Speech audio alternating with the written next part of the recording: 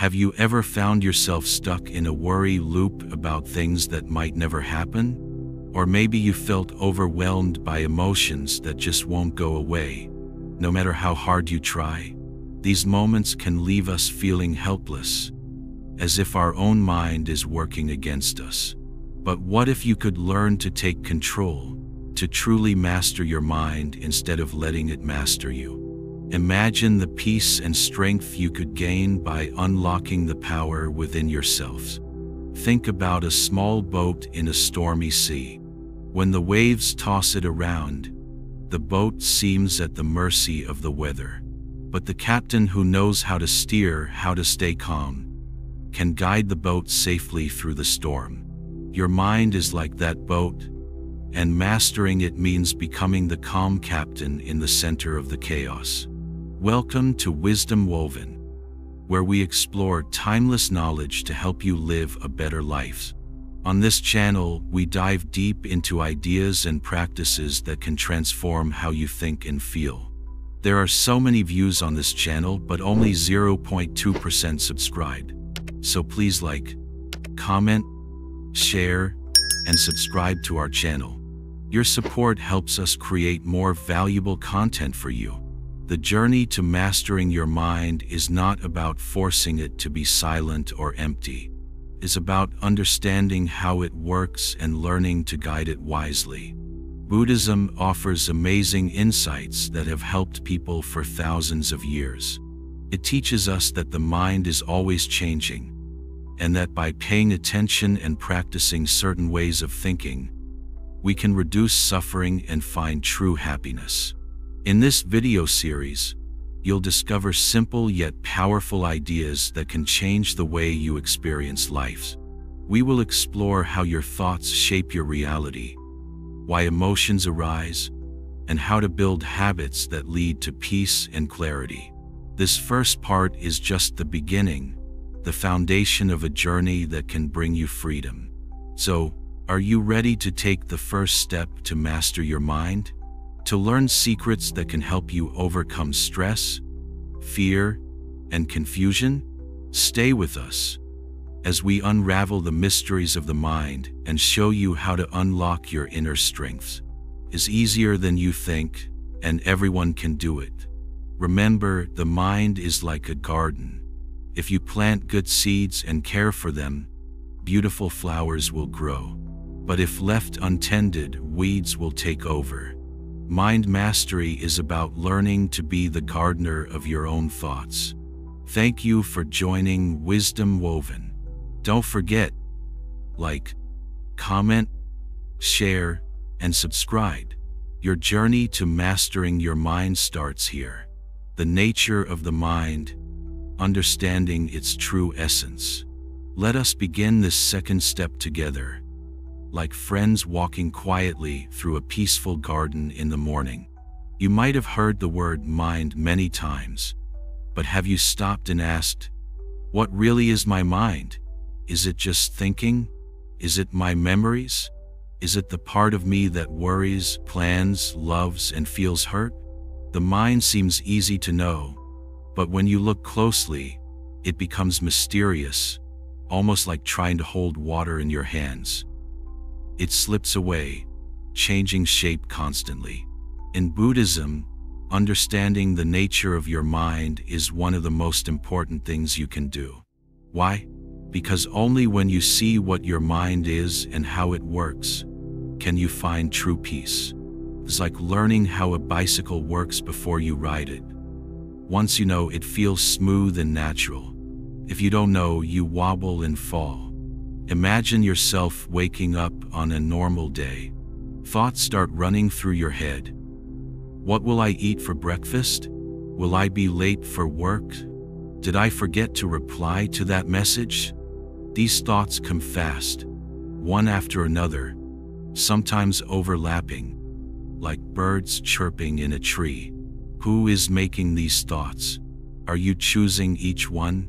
Or do they just appear by themselves like clouds forming in the sky? The Buddha taught that the mind is like the sky, vast, open, and clear by nature. But most of the time, Our awareness is covered by many clouds of thoughts, feelings, and stories. Sometimes the sky is stormy, sometimes peaceful, but the sky itself, the pure mind underneath, is always there. Our problems come when we forget about the sky and get caught up in the clouds. Try this simple experiment. Close your eyes after reading these lines and notice the next thought that comes. Maybe it's a word, a picture, a memory.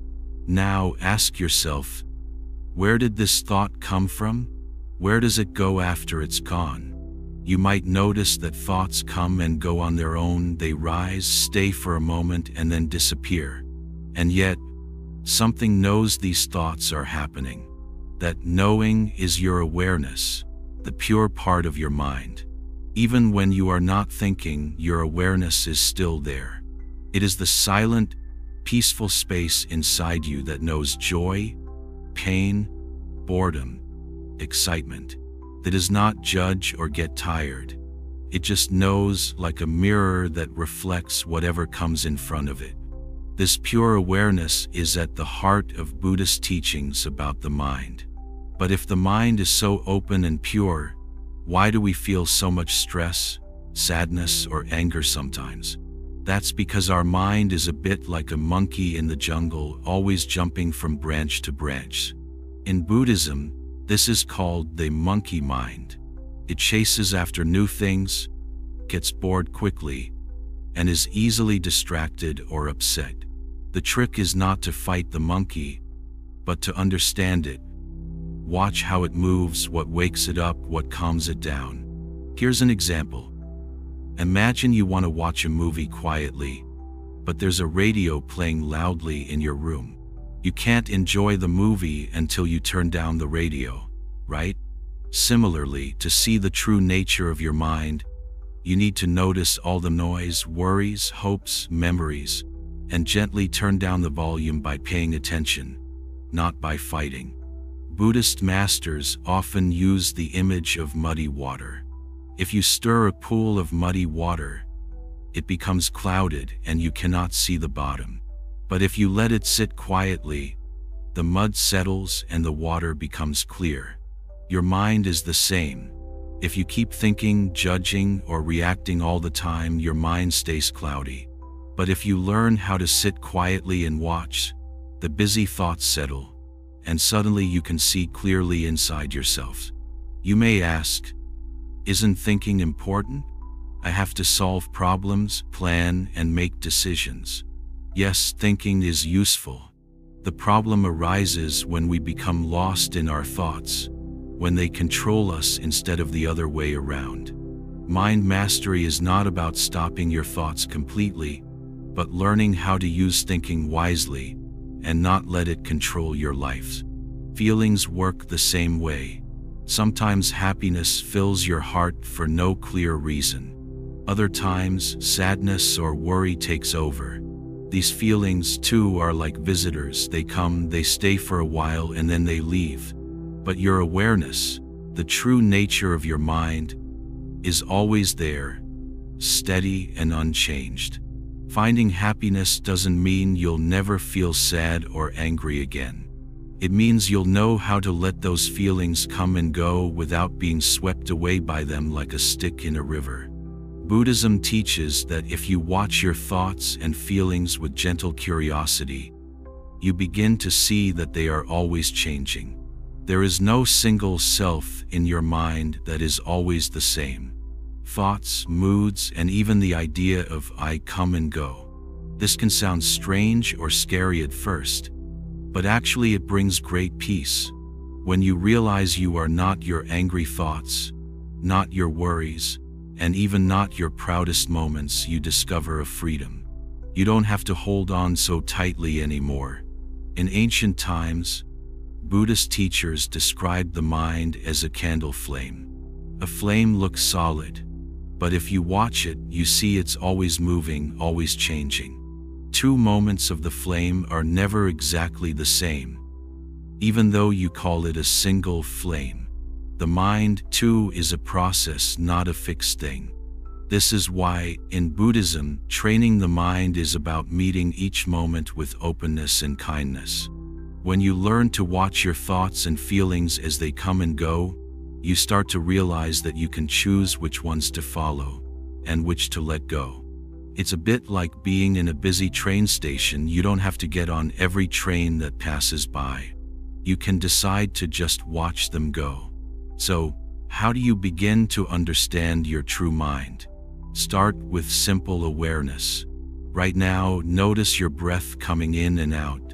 Notice the feeling of your body sitting or standing. Maybe sounds are around you. Notice those too. For just a few seconds, try to just watch, not judge or change anything. This gentle attention is the first step to seeing the true nature of your mind. One day, you may notice a sudden burst of anger or joy. Instead of thinking, "This is me," you'll start to see, "This is a feeling passing through my mind," like seeing a red car drive past your house. It's there, then it goes. With practice, you will not get pulled away by every emotion or thought. You will see thoughts and feelings as just part of being human, not as your boss. Buddha's stories are filled with simple reminders about the mind. One popular story is about a monk who asked his teacher, "How can I find peace in my mind?" The teacher replied, "Bring me your mind, and I will show you." The monk looked and looked inside himself, but could not find a single thing he could call my mind. Only passing moments, changing thoughts. The teacher then said, "See, your mind is not a thing you have, but a process you watch." Realizing this can change your life. When sadness comes, you do not have to panic or fight it. You can watch it, learn from it, and let it go. When joy comes, you enjoy it fully, knowing it is also a passing guest. This brings freedom. No single thought or feeling can trap you for long. This journey is not about becoming perfect. Even great Zen masters and monks still have thoughts, upsets, or distractions. The difference is, they have learned not to fight the mind, but to work with it kindly, as you would calm a frightened animal. Not by yelling, but by being gentle and patient. Every day you can try simple things to understand your mind better. Notice what you feel when you wake up, when you eat, when you talk to friends. Are you present or lost in thought? Each time you notice, even for a moment, it is like polishing a mirror. Slowly, your inner world becomes clearer. Remember, the true nature of your mind is not your problems or your worries. Underneath everything, the mind is clear, open, and peaceful. Even if clouds cover the sky, the blue sky is always there behind them. With patience and gentle practice, you begin to see that peace is not far away. It is right here, in your own awareness. Let these words settle in your heart and come back whenever you feel lost or overwhelmed. Understanding your mind is the beginning of freedom. Each day you can walk a little closer to this understanding, enjoying the journey, step by gentle step. The Roots of Suffering: Buddhist Insights on Mental Pain. Close your eyes for a moment and think. Have you ever wondered why pain comes so easily, but happiness can feel so hard to hold on to? Why does your heart sometimes ache even when everything seems okay? Why do worries about the past or future fill your mind, even though you know they cannot change anything? These are deep questions, and every person, young or old, rich or poor, asks them at some point in life. Let's walk together into these questions, gently and with an open mind, like two friends sitting under the shade of a quiet tree. Buddhism has helped many people, over thousands of years, to understand and heal the root of their suffering. The first step, says the Buddha, is not to run from pain, but to look right at it with kindness and honesty. You might hear the word suffering and think only of big things, losing a loved one, getting sick, facing big disappointments. These are real, but suffering is more than that. It is also the tiny worries that nibble at you during the day, the jealousies, the boredom, the feeling that something is missing, even when life looks fine from the outside. In Buddhism, this suffering is called dukkha, a word that means the unsatisfying, uneasy feeling that life is not perfect. Think about eating your favorite food. For a few bites, it's wonderful, but soon you are full, or the taste changes, or you want something new. The same happens with music, friendships, money, toys, even your own thoughts. No matter how good something is, it changes or ends, or you worry it will, so you can't just enjoy it.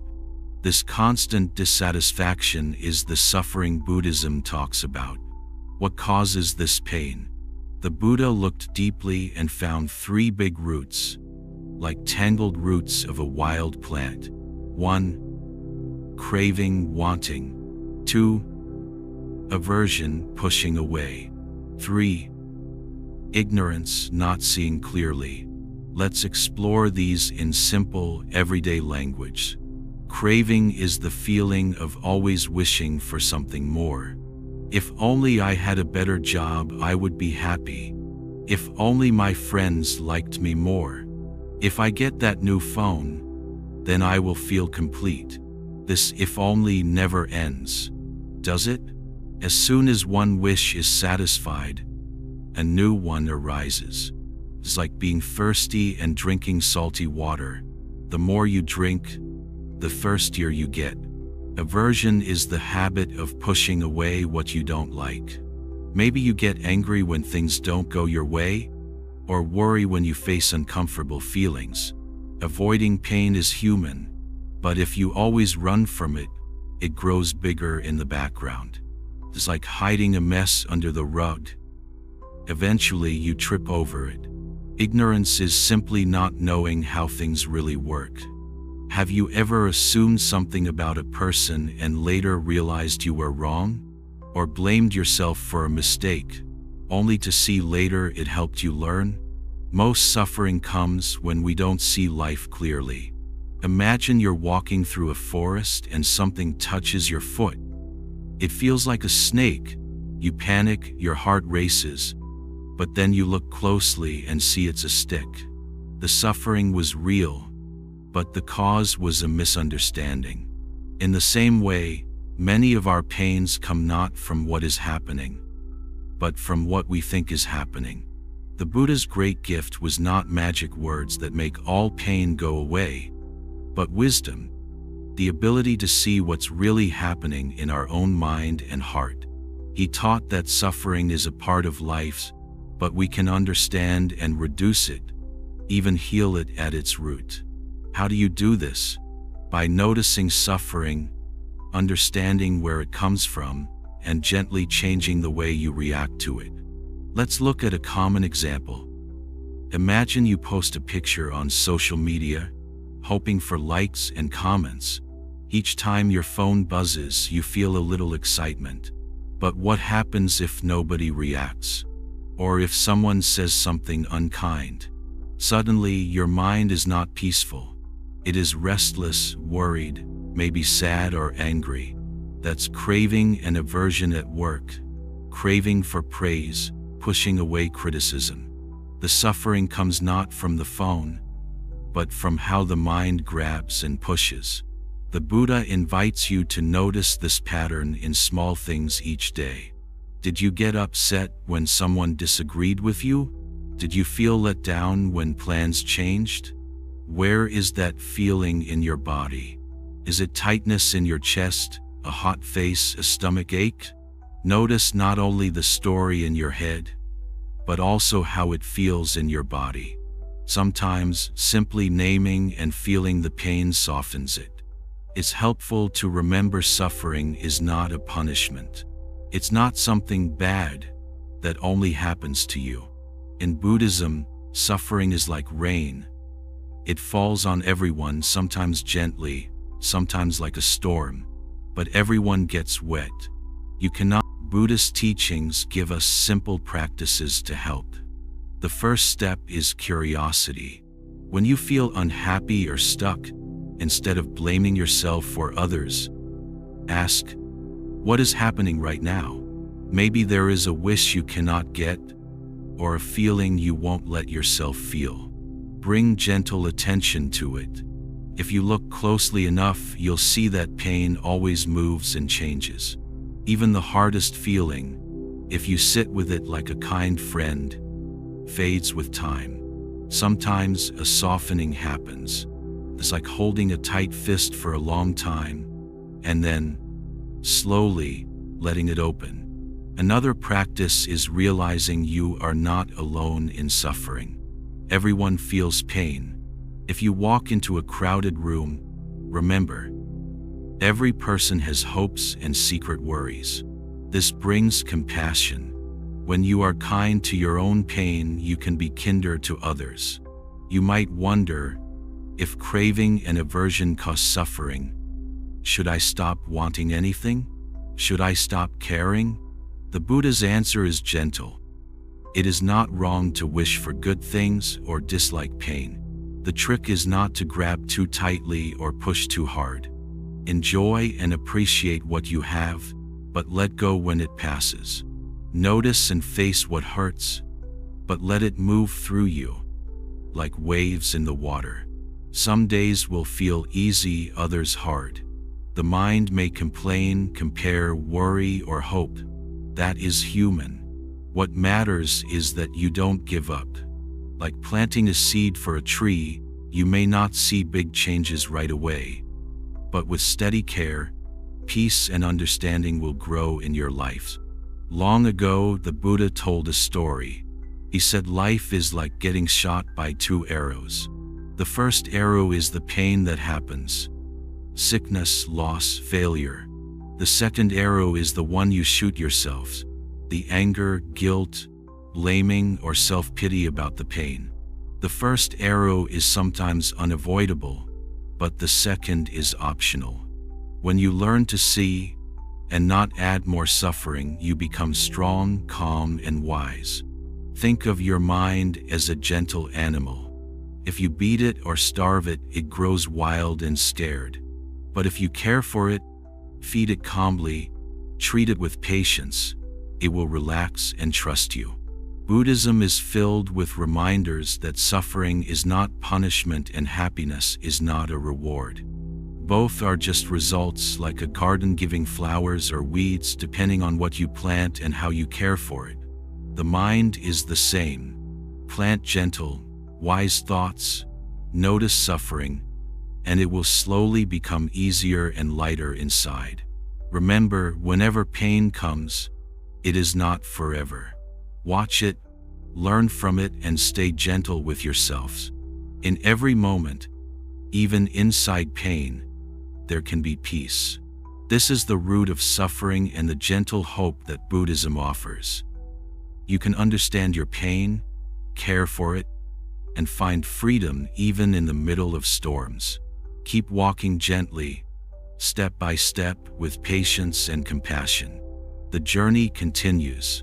Mindfulness unveiled, the art of present moment awareness. Close your eyes for a moment and listen to the world around you. Maybe the sound of your own breath, a distant bird, the faint hum of a fan, or cars passing by outside your window. In this very moment, right now, life is happening. Not in the past, which is just a memory, and not in the future, which is only a thought. This simple truth is what the Buddha called mindfulness. Bringing your attention softly and kindly, right to where you are right now. You might have heard people talk about mindfulness, a word that's used a lot these days. But what does it really mean? Is it just sitting with your eyes closed? Is it clearing your mind of all thoughts? The real meaning is much simpler than you might think. Mindfulness is simply being present, awake, and aware in this moment, not swept away by thoughts of yesterday or worries about tomorrow. Imagine you're eating a sweet, juicy mango. Mindfulness means truly tasting it, feeling its softness, smelling its scent, enjoying its flavor. Your mind isn't lost planning your day or replaying an old argument while you chew. You're here, fully in this experience. That's all mindfulness is, living in the full richness of now. Why is this important? Because most of our pain comes from thinking about things that aren't actually happening. We worry about what hasn't come yet, or feel upset by what's already gone. The mind jumps like a frog, back and forth, never settling. When you're mindful, you step out of that jumping and just rest where you are. The result? Less stress, more peace, and a gentle joy that grows with practice. Buddhism teaches that mindfulness is not magic, but a natural skill everyone can strengthen. Think about a baby learning to walk. She falls down, laughs, and stands up again, not worrying about the last fall or the next step. She pays attention to her feet, the floor, the feeling of balance. That's mindfulness in its pure, innocent form. Let's try a simple exercise. Take a slow, deep breath. Notice how the air feels as it enters your nose, fills your lungs, and moves back out. Feel your chest rise and fall. For a few moments, let your whole mind be with this breath. If a thought comes, gently notice it and come back to the feeling of breathing. This is mindfulness, paying attention on purpose with kindness. Some people say, "But my mind wanders. I can't stop thinking." That's okay. Minds are supposed to wander. It's their nature, like a puppy running around. The aim is not to shut down your thoughts or force the mind to be blank. Instead, each time you notice the wandering, gently guide it back. Again and again. This gentle noticing and returning is the heart of mindfulness. In time, your mind grows steadier, just like a puppy learns to stay nearby when you call. Mindfulness isn't just for sitting still. You can practice it washing dishes, tying your shoes, or brushing your teeth. The next time you wash your hands, slow down for a moment. Feel the water on your skin, the movement of your hands, the coolness or warmth of the water. Notice everything as if it's for the first time. This practice makes ordinary moments feel fuller and richer. You may be asking, how does being more aware help with my problems? Here is the secret. Most problems grow bigger because we fight them or try to avoid them.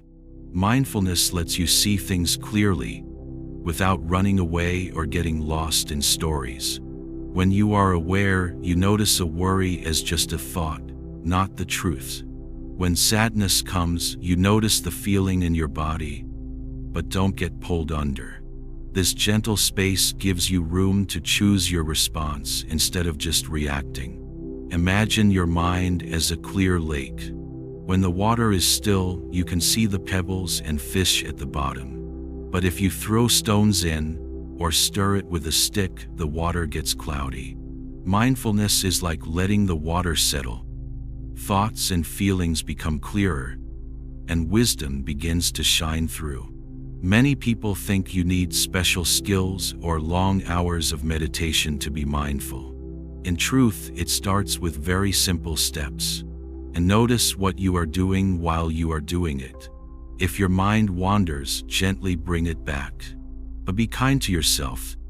Don't judge or scold when you lose focus. Try turning everyday actions into mindfulness practice. When you drink tea or coffee, notice the warmth in your hands, the smell, the taste on your tongue. When you walk, feel your feet touching the ground. Listen to the sounds around you. Just listen, without labeling or judging. Sometimes the mind will resist. You might get restless, bored, or sleepy. That is normal. The Buddha himself said, like training an elephant, the mind must sometimes be guided gently, sometimes firmly, always with patience and kindness. Remember, you can bring mindfulness into listening to others. Next time a friend talks to you, try giving them your full attention. Don't just wait to reply or scroll your phone. Really hear their words. Notice their face. Feel your own heart open. This simple mindfulness can heal misunderstandings and deepen your connections. The Buddha was asked, "What do you and your monks practice?" He replied, "We sit, we walk, we eat." "But doesn't everyone do that?" asked the person. "Yes," said the Buddha. "But when we sit, we know we are sitting. When we walk, we know we are walking. When we eat, we know we are eating. This is the secret, living fully in the now." People sometimes ask if mindfulness means ignoring plans or never thinking about the future. That's not so. You can plan with care, remember important lessons from the past, but you do it from a grounded, awake place, not because your mind is racing away without you. Mindful planning is peaceful, not panicked. There will be tough days. On those days, mindfulness can be your gentle friend. Even when you feel upset or angry, notice it. Take a few breaths. Name your feelings softly. This is worry. This is sadness.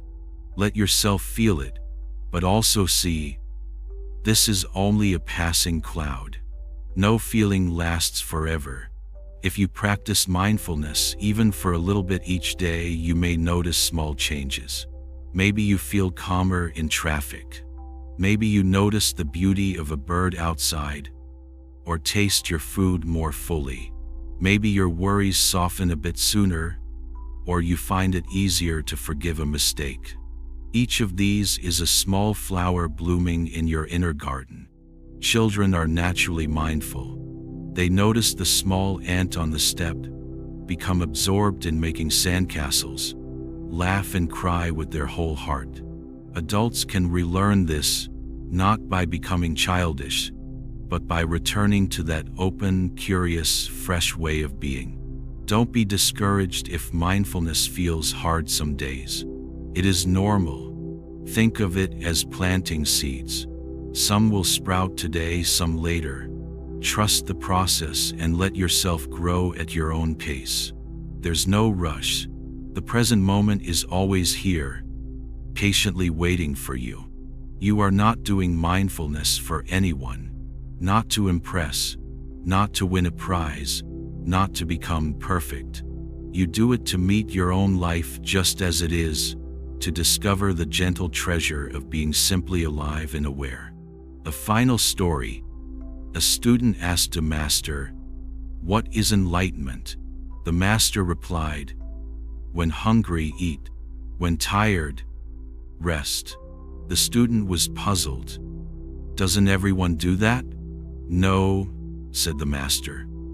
"Most people are never completely here when they eat or rest. They are lost in thought, regret, or worry. But when you are just eating, just resting, you touch deep peace. So here is the gentle invitation: be here now. Taste your food. Listen to a friend. Walk and feel your breaths. When you get lost in worry, gently bring yourself back. With care, patience, and kindness, you can slowly unveil the art of being fully present. That is the heart of mindfulness. A gift that grows each time you return to this simple, precious moment. Meditation foundations, techniques to cultivate inner calm. Let us sit together, like gentle friends under the cool shade of a great tree. Feel the earth beneath you, and take a deep, easy breath. In this part, we'll step into the heart of Buddhist practice. Meditation. No strange tricks, no need for fancy places. Just you, your breath, and an open, gentle mind. Meditation is not something only for monks or wise old teachers. It is for everyone. Young and old, busy or tired, happy or troubled. All you need is a few moments and a little willingness to try. What is meditation? It is simply taking time to be with yourselves, really and truly, not lost in your phone, not chasing after thoughts, but sitting quietly and watching. Some people call it resting in awareness. Others say it is coming home to yourselves. Either way, when you meditate, you learn to let your mind find calm, like a pond settling after a stone sinks to the bottom. Have you ever watched a cat sleeping in the sun? Its body is still, its breathing soft, and its mind at peace. Meditation can help you find this same peace, even if just for a few breaths at first. Let me show you how. Let's try a very simple meditation together. Sit comfortably, on a chair, a mat, a cushion, or the ground. Let your hands rest gently in your lap or on your knees. Close your eyes softly or look down at the floor. Take a slow, gentle breath in and a slow breath out. Feel the air move in and out of your nose. Now just pay gentle attention to your breaths. You don't have to change it. Just notice. When thoughts come up, that's normal. Don't fight them or push them away. Instead, picture your thoughts as clouds in the sky, floating by. You don't have to chase or hold on to any thought. Just come back, again and again, to your breath and the feeling of sitting here. The first, you might feel a bit restless. Maybe your mind will wander. This is completely normal. Every single person goes through this at the beginning, and sometimes even after many years. Just notice the wandering, then gently return to your breathing. Why do this? What is the use? In Buddhism, meditation is the path to understanding and inner freedom. When you sit quietly, you give your mind a break from all its busy running, planning, regretting, wishing. You see more clearly how your thoughts come and go. Slowly, your heart feels lighter. You find moments of peace, even on a difficult day. Meditation is not about becoming a saint or having no thoughts at all. Imagine trying to stop the wind with your hands. It's impossible and tiring. Instead, meditation teaches you to let the wind blow without being blown away yourselves. You watch, you breathe, you rest. The calm comes not by force, but by soft attention. Let's explore some kinds of meditation that have been practiced in Buddhism for ages. Each as simple as sunlight, each opening a door to a calmer mind. 1. Breath awareness meditation. This is where you just pay attention to your breathing. If you like, count each breath up to 10, then start again.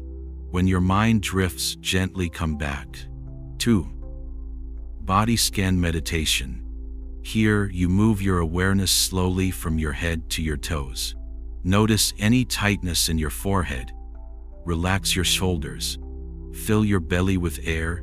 Soften your legs. If you find tension, don't judge. Just notice and imagine breathing kindness into that spot. 3. Loving kindness, metta meditation. Silently repeat words of kindness to yourself. May I be happy. May I be safe. May I be peaceful. After a while, think of someone you love. Wish them happiness and peace too. Then wish the same even to people you find difficult. This grows your own heart's kindness, like watering a seed. 4.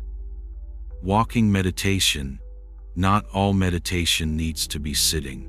Try walking slowly in a quiet place. With each step, focus on the feeling of your feet touching the ground. Notice your surroundings, the sound of birds, the breeze on your skin. Walking this way brings calm and mindfulness together. 5. Sound and silence meditation. Close your eyes and listen as far and wide as you can. If you hear cars, birds, or even someone talking, just listen without labeling. When no sounds come, Listen to that gentle silence. This kind of listening settles. A wise story tells of a student who said, "I'm too busy to sit and meditate." The master replied, "Then meditate for twice as long." The student didn't understand, but soon discovered that 10 minutes of quiet made the whole day smoother. When our mind is settled, life's challenges feel lighter. You see options where before you saw only trouble. Some days when you sit, your mind may feel stormy, full of worries, to-do lists, or old memories. Other days, peace may come easily. Both are part of your practice. Think of it like the tides. Sometimes high, sometimes low, but always moving. Your job is only to sit, to notice, and to return to your breath. If sitting still seems hard, try setting a timer for just 5 minutes. Anyone can sit quietly for 5 minutes. As you get used to it, add a minute each week. Find the time that works for you: morning, evening, or when you come home from school or work. There's no perfect way, only the way you stick with. With time, you may notice something beautiful. You become less pulled by every angry thought or worry. It's not that problems vanish, but they bother you less. You get better at seeing them, meeting them, and letting them move through, like clouds crossing the sky after a rain. This is the natural peace hiding inside your busy lives. You do not need special skills, clothes, or a quiet hilltop. Your room, a bench in a park, a seat on a train. Anywhere can become a spot for meditation. The only things you really need are your breath, your body, and your gentle attention. Some people light a candle or listen to soft music, but these are just options, not requirements. What if you get frustrated? Sometimes the mind will say, "I'm not doing this right." When that comes, just notice. Another thought, another cloud. Let it pass. Return to your breath. One gentle breath is a step toward calm. Again and again. With daily practice, you might start to recognize spaces between your thoughts. Small silent moments where nothing needs to happen. These are precious. In these moments, you are deeply free, not pulled back by the past or chased by the future. You simply are, and it's enough. Let your meditation be like caring for a young plant. If you water it a little each day, sooner or later it grows strong and healthy. Even if you forget to water it one day, it will not die. Just return with kindness tomorrow and keep going. And when you meet a difficult day, a fight with a friend, a mistake at work, sadness you can't name, remember the stillness you found in your meditation. Take a slow breath, even for just a few seconds. That space will help you see more clearly, react less, and act more wisely. In the end, meditation is simply a gift to yourselves. It is time away from the rush, a gentle way to care for your mind and heart. No matter what life brings, your breath is always here, steady and free. Through meditation, you remember this quiet truths. Just as water smooths rough stones as it gently flows, meditation slowly softens your rough edges, bringing calm and kindness to all you do. It is waiting for you, anytime, anywhere. All you need is one breath, then the next, and your journey to inner calm will quietly unfold. The practice of compassion, transforming self and others. Sit with me, calm and gentle as the sunrise, and let us talk about compassion, the soft, strong heart of all Buddhist practice. Compassion is not something foreign or magical. It lives inside you already, like a hidden well deep in the ground, waiting to be uncovered. It flows out whenever you feel care for someone's pain, wish to help, or hope for others to be happy, even if for a moment. Imagine you are walking home and see a small injured bird trembling in the grass. Instantly, you feel a pull in your chest. A simple wish, "I hope it will be okay." That feeling is compassion. It does not need big words or complex thoughts. The heart just opens for another being's pain and wants to help. In Buddhism, this gentle wish is one of the most important seeds you can plant in your life. But why is compassion so central? Life brings pain to everyone sooner or later. No one escapes it. If you have never felt sad or lonely, you are rare. More likely, you know what a heavy heart feels like. When you see pain in someone else, part of you recognizes it because you have tasted that same suffering. Compassion springs from this shared experience. Now imagine you respond to the bird. Perhaps you make a small shelter with your hands or call for help. Your act may not heal every wound, but it does something magical. It helps both the bird and your own heart. The Buddha taught that when we care for others, our own fears shrink and our happiness grows. When your heart is open, the world feels like a kinder, brighter place. Some people confuse compassion with feeling sorry or weak. But true compassion is not weakness. It's a gentle courage, the courage to care, to reach out, to heal. It is the strong tree that does not bend in a storm, but gives shade and shelter to all. In Buddhist stories, even the bravest heroes are the ones with the deepest compassion for every living being. Let us ask, how do we grow compassion like a flower inside us? The Buddha taught that just as meditation brings calm, practicing compassion brings warmth and joy to the mind. But like any seed, it needs regular care. Begin with yourselves. Many people are hard on themselves, quick to judge, slow to forgive. Notice the voice in your own mind. Is it gentle or harsh? In Buddhism, self-compassion is the first step. If you make a mistake, can you speak to yourself the way you would comfort a friend? It's okay. Everyone makes mistakes. I can learn and try again. Treat yourself kindly, and your heart becomes soft and strong, ready to care for others. 2. Next, extend your compassion outwards. Think of someone you like, someone easy to love, a family member, a friend, even a pet. Picture them happy, smiling. Wish for their safety, health, and joy. You might say, "May you be happy. May you be safe. May you be free from suffering." This simple wish touches your own heart and begins to grow your compassion. Now think of someone you don't know well. A neighbor, a shopkeeper, someone you see in passing. They too have hopes, worries, good days and bad days. Imagine sending them a quiet wish for peace and happiness. It might feel strange at first, but each small act builds a bridge between your heart and the world outside.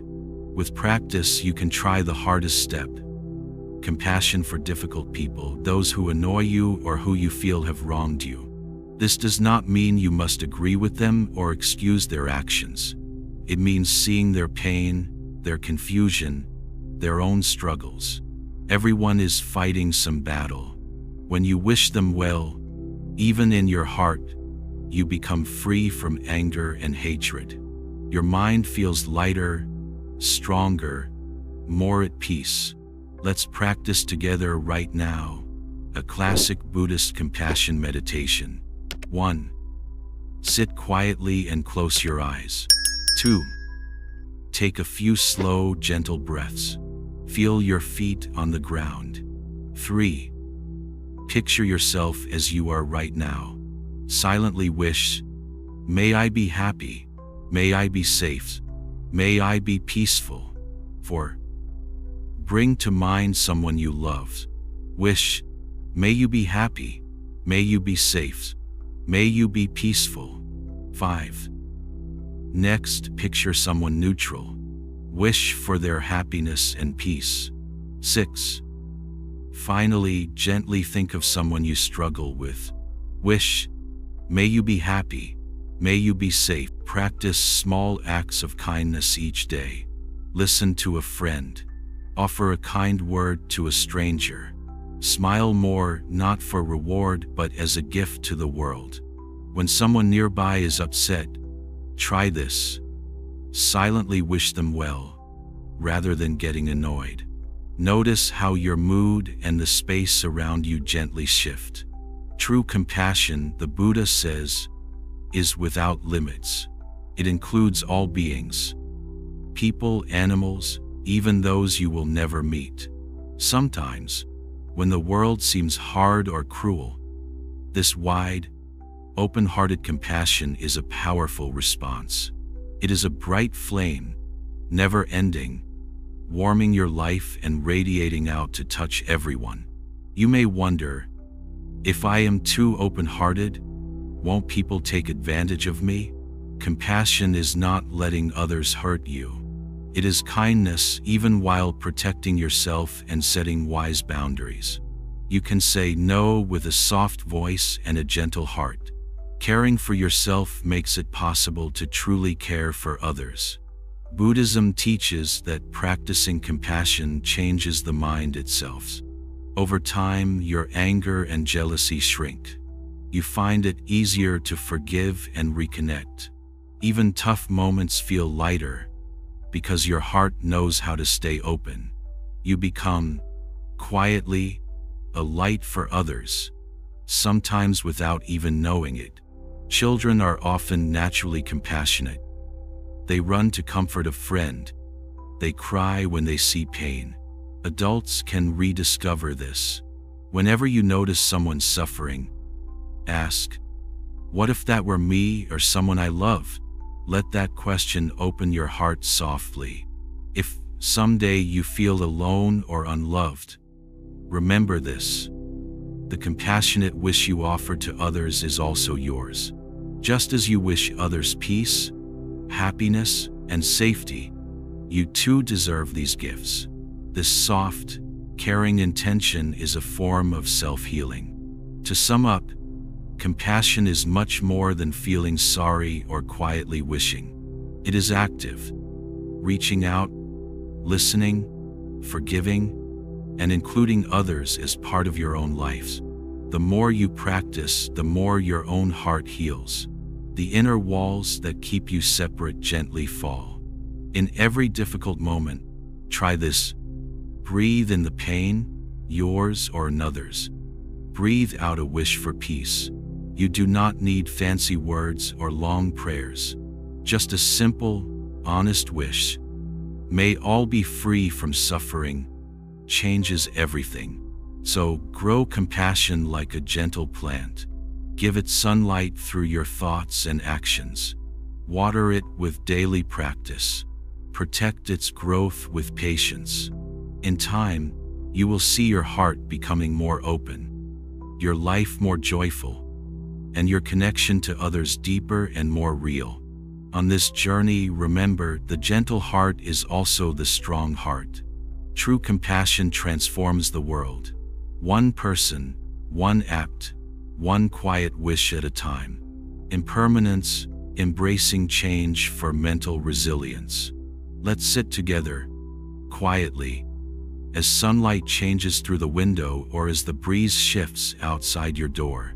There is a gentle truth running through everything in life, something we each know deep down but often forget. Everything changes. This truth, called impermanence, is a simple core lesson in Buddhism. And once you see it clearly, your mind becomes softer, stronger, and much more at ease. Think of moments from your own life. Remember a time you felt very happy. Maybe a special celebration, a new friend, or a delicious meal. It was beautiful, wasn't it? But the moment passed. Now remember a time you felt sad or worried. Maybe it felt endless while you were in it. But that too changed, and here you are. Happiness comes and goes. So does pain. Seasons turn. Children grow. Even the tallest mountains are shaped by wind and rain. If you look around, it's easy to see that nothing stays the same forever. The flowers in the garden bloom and fade. Clouds drift across the sky, sometimes heavy and gray, sometimes light and white, sometimes gone in the blue.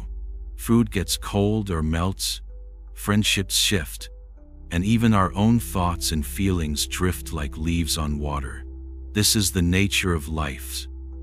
Everything is always moving, changing, flowing. But why is this important to understand? Many of our deepest pains come because we want good things to last forever, and we wish bad things would vanish instantly and never come back. We chase after moments of joy, trying to hold them, but they slip through our fingers. We push against sadness, hoping to lock it out, but it always finds a way in. This struggle is exhausting. The Buddha taught that seeing impermanence clearly sets the mind free. It helps you enjoy happiness while it's here, without clinging or worrying. It also reminds you, when sadness or difficulty comes, that it too will pass. Impermanence is not just an idea. It is the secret to inner peace. Let's imagine a river. The water today is not the same as yesterday's. New drops keep flowing, never stopping, never repeating exactly. Your life is like that river. Your body, thoughts, feelings, even your problems keep changing, moment by moment. If you try to dam the river, it grows restless and may overflow. But if you let it flow, the water finds its own calm path. We sometimes feel scared when we think about impermanence. The thought of losing what we love, of getting older, or facing change can feel heavy. But Buddhism sees it differently. Instead of sadness, impermanence can bring relief. It means nothing stays stuck forever. You can start again. If you make a mistake, soon it will be just a memory, and you can try a new way. If you're having a bad day, wait a little. Things will shift. You might ask, if nothing lasts, does that mean happiness isn't real? The answer is gentle. Happiness is real, precious because it changes. Imagine holding an ice cube. It feels cool and refreshing in your hand, but if you squeeze too tight, it melts faster. If you let it go, you can enjoy its chill for a while longer. Good things in life are like the ice, meant to be held lightly and enjoyed, not held onto so tightly that we miss their sweetness. Let's talk about pain. When you are sad or worried, it feels permanent. But think, has any feeling truly lasted forever? Emotions, even the big ones, eventually give way to something new. Sometimes, just knowing this can help you stay calm in a storm. This too will pass. These 4 words can comfort you more than many fancy teachings. Buddhist monks and teachers practice remembering impermanence in daily lives. They look at a flower and say, "Beautiful now, soon gone." They think respectfully of their own body. Strong now, but aging and changing. They keep this awareness not to feel sad, but to wake up fully and treasure what is here. If a friend is with you today, cherish them. Tomorrow may bring something new. If a problem weighs heavy at this moment, trust it will not always be so. In traditional Buddhist stories, there is a famous phrase, anicca, which means impermanence in the ancient Pali language. Monks and wise teachers might remind each other of this word, especially when someone is suffering or angry. It's a soft, kind reminder. Nothing stays the same. All things arise and fall away. Let's try a tiny exercise together. Think of one small thing you love. Maybe a favorite pen, a pair of shoes, a tasty sweet, or even a place you love to visit. Now remember a time it was lost, broken, eaten, or you simply grew tired of it. Notice how, even without that thing, you are still here. New joys came, maybe even better ones. Some people worry that talking about impermanence will make them careless or stop caring about others. But the opposite is true. When you know things will not last forever, you treasure people more, listen more carefully, apologize more quickly, and forgive faster. Every moment becomes a gift, not something taken for granted. There is a classic Zen story. A master gives a student a glass and says, "See, this glass is already broken." The student is confused. Why treat something as if it's broken when it's fine? The master explains, "If you remember that even this beautiful glass won't last, you'll use it with care, appreciate its beauty, and not be too sad when it breaks." The lesson is gentle. Impermanence brings gratitude, not sadness. You might think, how do I accept change when it feels so hard? Gently, day by day. When a small thing changes, a plan canceled, a meal is over, notice it without complaint. Say quietly, "Ah, this is impermanence." When a big change comes, a job lost, a move, or a loss, remind yourself, this is the way of life. Others before me have walked this path and found peace. I can too. You are not alone in this. Every person faces change. When you accept impermanence, you connect with all of humanity and all of nature. Even the tallest tree will fall. The oldest star will fade. It is the flow of the universe, not a mistake or curse. To bring this into your life, try a daily practice. Each night, before sleep, remember 3 things that were different today. Maybe something you liked, something you didn't notice, and something that was difficult. Say thank you for the good, let go of the not so good, and trust that tomorrow will be new, whatever it brings. This simple gratitude and release practice softens your heart and mind. Buddhist masters also teach to breathe with impermanence. Each breath you take is both new and gone. No two are the same. As you breathe in, notice the air as a gift. As you breathe out, let go. Life is like this, receiving, letting go, again and again. You may find over time that you are less scared of change. When you lose something, you cry, you mourn, but you know you can heal. When something wonderful comes, you celebrate, but you do not grip it with fear. Your hands are open to both joy and loss. Deep down, impermanence gives hope. If you've had a hard week, a sad heart, or a tough struggle, it will not last forever. New days will come, and even the hardest ice will melt in the sunlight of life's changes. So, let your mind walk gently with the truth of impermanence. Notice the small changes all around you. Dawn to dusk, rain to sun, laughter to tears. Each one is part of the beautiful, ever-moving dance of life. When you accept change, your heart grows calm, wise, and free. In all things, remember, this too shall pass, and in that simple fact, find comfort, courage, and peace. Detachment and letting go, reducing attachment's grip. Come, let us sit in stillness as gentle shadows lengthen on the floor. Today we explore something at the heart of Buddhist wisdom, the art of letting go. It's called detachment. In simple language, it means loosening the tight grip our minds and hearts often place on people, things, ideas, or even feelings. This is not because we do not care, but because we see clearly. Everything changes, nothing truly belongs to us forever. Imagine holding a handful of sand. If you try to squeeze it tightly, the grains slip through your fingers and fall away. But if you rest your hand open, the sand sits softly in your palm.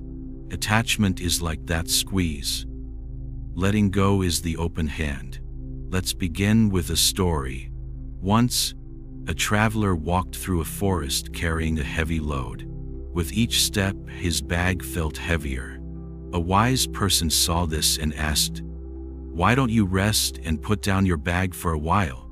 The traveler said, "But these are my things. I cannot let go."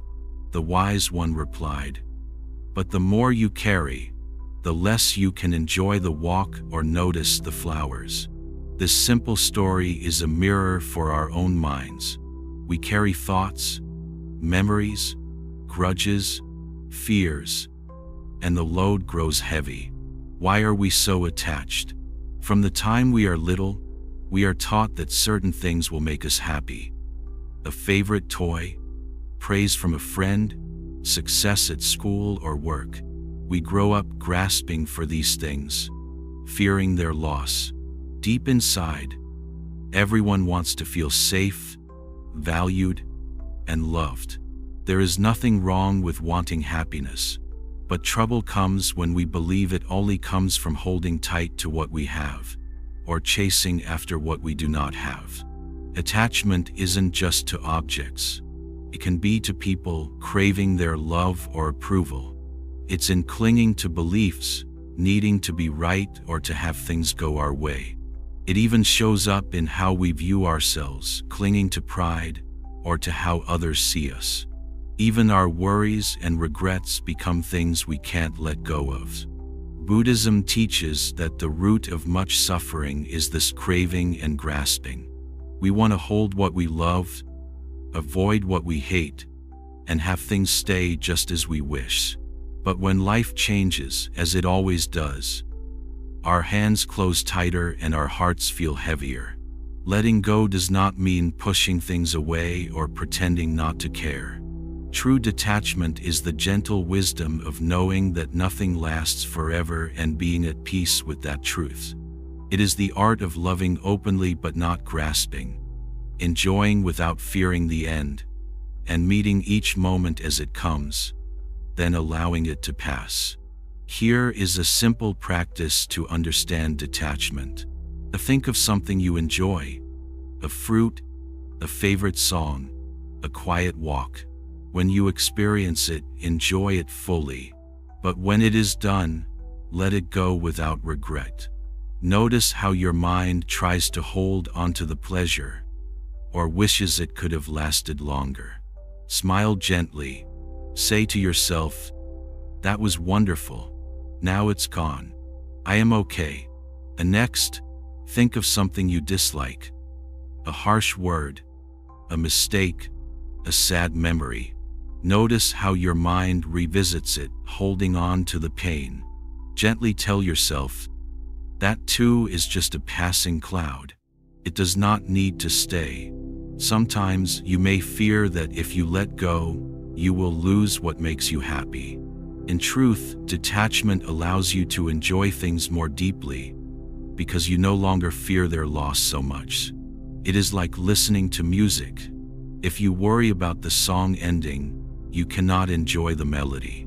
If you listen fully, note by note, each moment is enough. Let us look at relationships. Attachment often confuses love with need. You may think, "I cannot be happy without this person."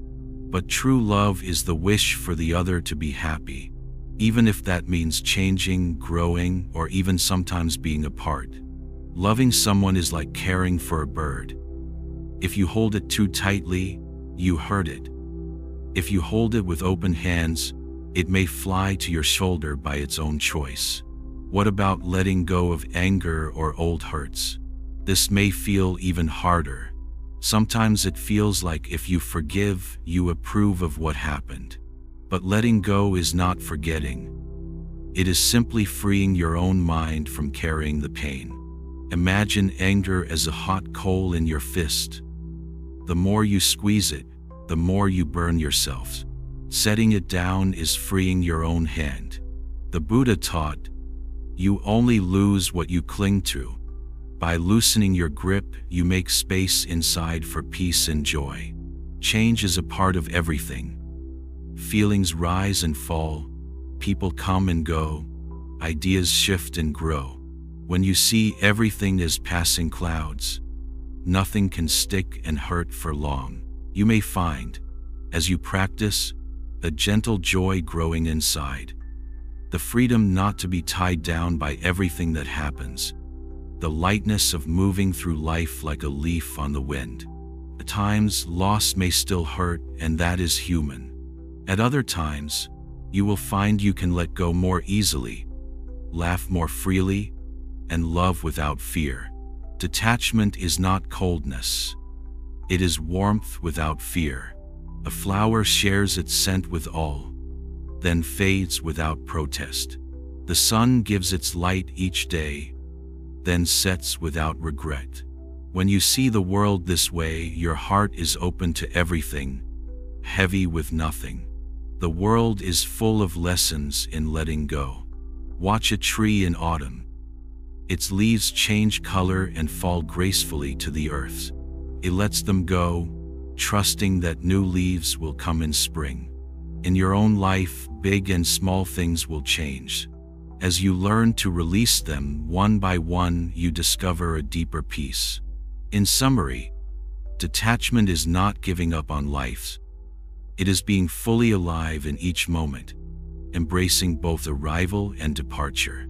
It is living with hands open, ready to give, ready to receive, and ready to let go when the time comes.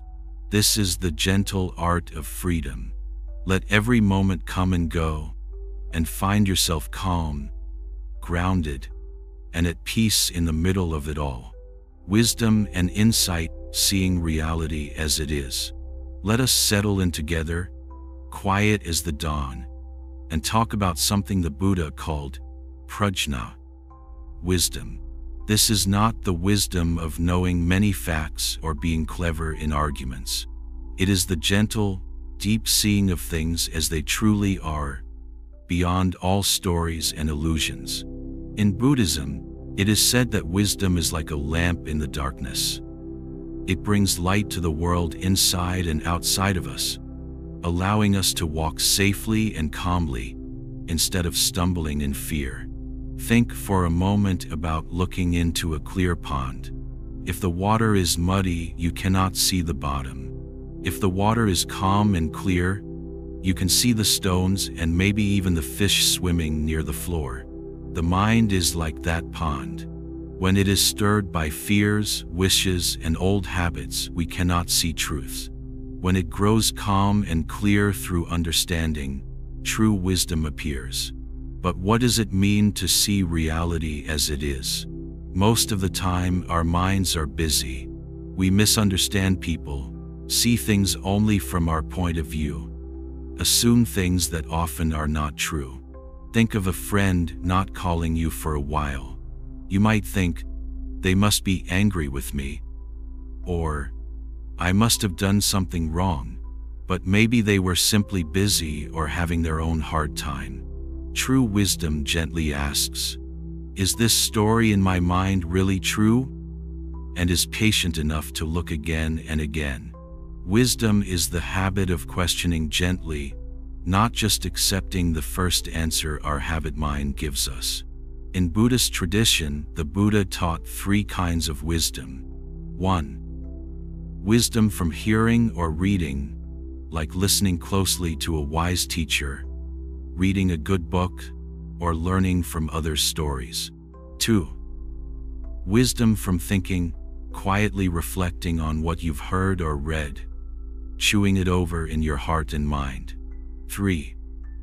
Wisdom from direct experience, seeing for yourself, through your own life, what is true and what is not. All 3 are important, but the deepest wisdom always comes from seeing and knowing with your own heart. It is like tasting honey. You can hear about its sweetness, but only when you taste it for yourself do you truly know. Wisdom is not only found in silent meditation or dusty books. The Buddha taught that true seeing can happen in the simplest daily things. While walking, talking, eating, or working. Every moment is a chance to see clearly what is really happening and to ask kindly, what is true here? A clear mind can notice when anger starts to rise, when jealousy sneaks in, when old sadness tries to color a new day. Wisdom does not shout or force. It notices gently, this is anger, not the whole truth. Like a kind friend who points out a bit of food on your cheek before you go out. Wisdom helps you see and clean up your inner world. Quietly. Seeing reality as it is does not mean life is always easy or happy. It means you are less surprised when things change, or when someone misunderstands you. Just as you accept that sometimes it rains and sometimes it is sunny, you bow gently to the ever-changing world. You smile at good times and take care of yourself in hard times, knowing neither will last forever. Let's look at a simple example. Suppose you spill a cup of tea. Your mind might shout, "How stupid! I always mess things up." But wisdom asks, is that true? Does one mistake mean I always fail? The wise mind gently says, no, accidents happen to everyone. You clean up the tea and move on, without adding heavy stories to your heart. The Buddha pointed out that much suffering is built from misunderstanding. We mistake what is temporary for something permanent, what is only pleasant for something truly satisfying, and our small self for a solid, unchanging center. True wisdom is gently correcting these mistakes. The wise, seeing that everything changes, do not cling or grasp. Seeing that nothing outside brings lasting peace, they turn gently inward. Seeing that self is just a collection of habits, feelings, and thoughts, always changing, they do not fight so hard to protect pride or win every fight. Instead, they respond kindly to the world, caring without foolish worry. How do you develop wisdom? Start with curiosity. Every day, ask yourself simple questions. What am I feeling right now? What thoughts are spinning in my mind? What is really true here? The more you look, the more you see. Often, quite simply, I am tired, or I am hurt and need to rest, or this thought is just fear, not a fact. Another practice is to reflect. Is this permanent? Does this last forever? It is easy to forget how quickly things change, but wisdom remembers. When you taste something wonderful, enjoy it deeply, then let it go. When sadness comes, be kind and patient. Good or bad, all things pass. Sometimes, wisdom means seeing what is not helpful. You may notice a habit of speaking harshly or comparing yourself to others. Wisdom says, this way does not bring peace. It gently changes direction little by little, choosing kindness, patience, and honesty. One famous Buddhist story tells of a monk who walked day and night, searching for wisdom. At last, tired and lost, he sat down by a quiet stream. Gazing at the water, he saw his own reflection and realized that all along, peace and wisdom were here, inside him. The only work needed was to calm the muddy water of his mind and look clearly. You can practice this too with a small daily moment. Each morning or evening, take a breath and ask, what did I see clearly today? Or, did I mistake a passing feeling for the whole truth? In this gentle way, clarity grows and confusion shrinks. Wisdom also knows that it is never finished learning. Even the most experienced teacher listens, reflects, and sometimes changes their mind. This openness is the mark of true wisdom. A mind that floats like a leaf on water, learning from everything, never weighed down by pride. You do not have to be a teacher or a monk to walk this path. Every person, right where they are, can grow wisdom. Each lesson comes in its own time. Sometimes wisdom feels sharp, like a clear sunrise after a storm. Other times, it is soft and subtle, like gentle dew on grass. It is always there for those who look. The Eightfold Path Roadmap to Mental Mastery. Let us sit together in quiet, as if pausing at a fork in the road, wondering which path to take next in our journey of mastering the mind. Sometimes, life can feel confusing, like being lost in a big forest with too many paths leading in every direction. The Buddha understood this deep confusion that people feel. This is why he offered something very precious, a simple, clear roadmap for life called the Noble Eightfold Paths. With this guide, you never have to feel lost, even when your mind is crowded and the world appears tangled. Imagine you are climbing a mountain. The path is long, and sometimes there are rocks, thorny plants, even sudden storms. At other times you find smooth places, wildflowers, sweet streams, and soft clearings filled with birdsong. Reaching the top is not about rushing up quickly or never stumbling, but steadily moving forward with care, step by step, guided by a clear map. The Eightfold Path is like this perfect map, showing each step to take for living wisely, kindly, and peacefully. What is the Noble Eightfold Path? It is not a hard set of rules or commands, but 8 ways of living and seeing that touch every part of your life. Your thoughts, words, actions, intentions, work, effort, attention, and understanding. With each step, you clean a room inside your heart and mind, letting more light enter, making life clearer and lighter, one gentle act at a time. Let's talk together through these 8 steps, one by one, making them as easy to understand as water in your hands. 1. Right view. This means seeing life as it really is. Right view is understanding that suffering comes from craving and clinging, that everything changes, and that our actions have results. It is like wearing glasses that let you see clearly, without fog or dust hiding the truths. When you see life as always changing and understand how pain grows, you make better choices and suffer less. 2. Right intention. This step is about your heart's motivation. Ask yourself, why am I doing what I'm doing? Are your actions rooted in kindness, fairness, and honesty? Or do they come from greed, anger, or wanting to hurt others? Right intention is planting seeds of goodwill, not hatred, wishing well to yourself and others, letting go of what cannot be held. If you move through life with gentle, honest wishes, your heart grows light. 3. Right speech. Words are powerful. They can bring comfort or hurt, encourage or break a heart. Right speech means speaking truthfully, kindly, and with care.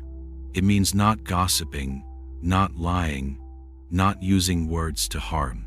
It also means knowing when to stay silent.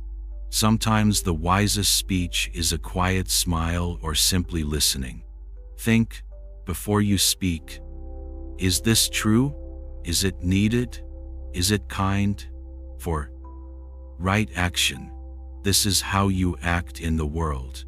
Right action means choosing what is fair, harmless, and honest. It is taking care not to hurt others, not to steal, not to use your actions for harm. It is small steps, helping a neighbor, sharing with a friend, or picking up litter on a path. Each gentle act creates peace in the world and peace in your own heart. 5. Right livelihood. How do you earn your living?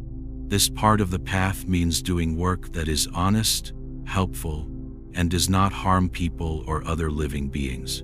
It is choosing a job or task that makes the world better, even in small ways. The Buddha taught, do not live by hunting or cheating, or selling what harms the mind or body. Whatever work you do, do it with integrity and kindness. 6. Right effort. The mind is like a garden. Seeds of thought, feeling, and action are always growing. Right effort means gently but firmly clearing out weeds, anger, jealousy, laziness, and helping good seeds, patience, friends, honesty, to grow. It is not pushing yourself harshly, but steadily, like watering plants a little each day. Small efforts over time make a big difference. Celebrate each return to kindness and truths, no matter how small. 7. Right mindfulness. Mindfulness is bringing awareness to everything you do. It is noticing how you walk, how you eat, what you say, and how you feel. Right mindfulness is about paying attention with gentle, kind curiosity, not judging yourselves. It is breathing, walking, eating, all with awareness. When you are mindful, your mind becomes clear and calm, like still water reflecting the moon. 8. Right concentration. The last step is concentration, focusing the mind gently and steadily. It is giving yourself fully to whatever you are doing right now, whether sitting quietly, walking slowly, or even washing dishes. It is like a candle whose flame burns steady, not flickering in the wind. With practice, concentration becomes strong and your mind feels peaceful and powerful. Now, let us see how these 8 steps work together. They are not separate roads, but like the strands of a strong rope, woven together, they support your life in every way. Some days you may notice you speak more kindly. Other days you remember to listen or to be honest, even when it is hard. With each small step, your mind grows clearer, your actions softer, and your life becomes calmer and more joyful. You may wonder, is it possible to follow all these perfectly every day? Of course not. Even the wisest masters stumble. The true path is not about being perfect, but about returning again and again to your map and compass, the Eightfold Path. Each time you notice yourself straying, you gently come back. Let's paint a simple daily example. You wake up and feel tired. With right intention, instead of grumbling, you wish yourself well for the day. When your family speaks, you practice right speech, speaking softly, listening carefully. You go to work or school with right action and right livelihood, doing your best and avoiding harm. Throughout the day, you try right mindfulness, feeling the ground under your feet, noticing your breathing. Perhaps you stop for a quiet moment and focus on your breath, right concentration. And all the while, right view and right effort guide your choices. This path is like walking gently through a beautiful garden. Flowers are wisdom, kindness, peace, patience, and joy. Weeds are anger, lies, jealousy, or laziness. No garden is perfect, but the more you walk with care, the more flowers grow and the fewer weeds return. A famous story tells of a traveler who asked a monk, "How do I get to peace?" The monk replied, "By walking one step at a time, with gentle attention on each step." The Eightfold Path is your guide for each step. Practice this path not to earn praise or approval, but simply to live honestly and kindly, for your own peace and happiness. When you stumble, do not shame yourselves. Instead, smile gently, remember the path, and try again. Small steps, return to each day, create great calm and wisdom in your life. In short, the Eightfold Path is not a punishment or a burden. It is a gift, the map left by one who saw deeply into the workings of the mind and heart. Anyone, anywhere, rich or poor, busy or old, sad or joyful, can walk this path, a little or a lot, each day. Let each gentle step bring you closer to your own peace. Clear seeing, calm living, and a life filled with kindness, for yourself and for all beings. This is the heart of mental mastery, the way of wisdom, and the ongoing gift of the Buddha's gentle map.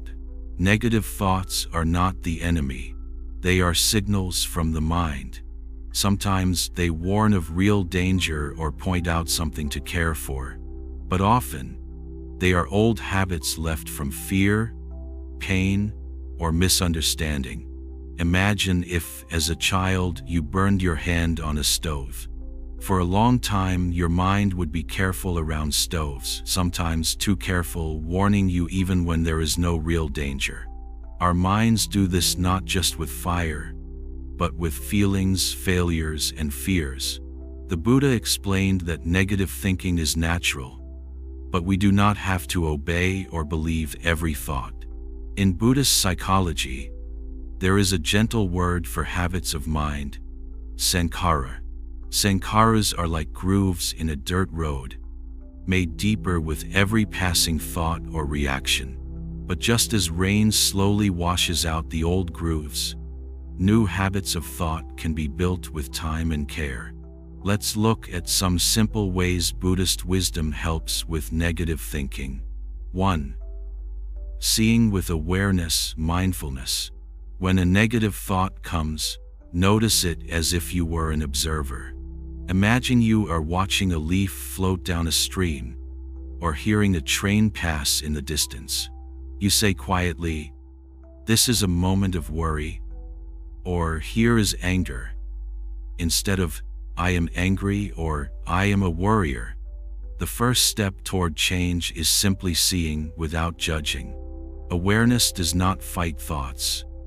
It watches, and slowly, their power melts away.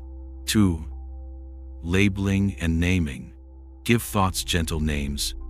"That's my old fear thinking," or "That's just frustration."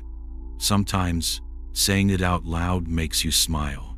The mind is not always serious. Sometimes, it enjoys a little lightness. Labeling separates you from the idea that you are your thoughts. You are much more, a wide sky, not just a single passing cloud. 3. Questioning and inquiry. Ask kindly, "Is this thought really true? Is it always like this?" Often, negative thoughts make big statements. Never, always, nobody cares. In Buddhism, you test such thoughts gently, like touching a rumor to see if it's rumor or fact. You might discover, "No, this is not always true. Sometimes I succeed. Some people do care." The more you look, the more you find gentle cracks in negative thinking. 4. Changing focus, skillful means. The mind is like a camera. What you focus on becomes the whole photo. If you stare at negative thoughts, they seem huge. In Buddhist practice, when a bad mood or thought visits, you gently return focus to your breath, to sounds, to the gentle feeling in your belly or your feet touching the ground. At first, the negative thought will try to pull you back. That's okay, each return is a victory. You are teaching your mind new ways to see. 5. Replacing with positive or neutral thoughts. The Buddha taught that just as you can uproot a weed and plant a flower, you can notice a negative thought and plant a helpful one. Instead of, "I can't handle this," try, "I am doing my best, step by step." Instead of "Nobody likes me," try, "I am worthy of care, just as I am." It may feel strange at first, but repeated small shifts build a garden of positive habits. 6. Acceptance, not resistance. Struggling with thoughts, saying "Go away," or "I must not think this," usually makes them stronger. If you try to shove a beach ball underwater, it pops up with force. Instead, the Buddha invites us to notice the thought, breathe, and say, You may be here for now. This gentle acceptance lets thoughts pass in their own time, like clouds or waves. 7. Practicing loving kindness, metta. Negative thoughts are often cruel, especially toward yourselves. In Buddhist practice, you send kind wishes to yourselves, even when you feel small or troubled. May I be safe. May I be healthy. May I be at peace. The more kindness you offer, the less space fear and worry have to grow. Let's try a daily example together. You wake up feeling anxious about a test at school. The mind starts, I'm going to fail. I always mess up. Pause. Take 3 slow breaths. Say inside, this is worry. Worry is here, but it is not the whole story. Ask, is it certain that I will fail? Probably not. Last time you did fine. Decide to look over your notes, focus on what you can control, and send a kind wish. May I do my best.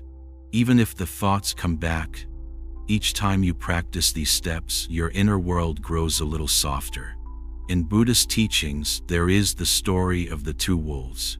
A wise teacher tells a child that inside everyone are 2 wolves. One mean, one gentle.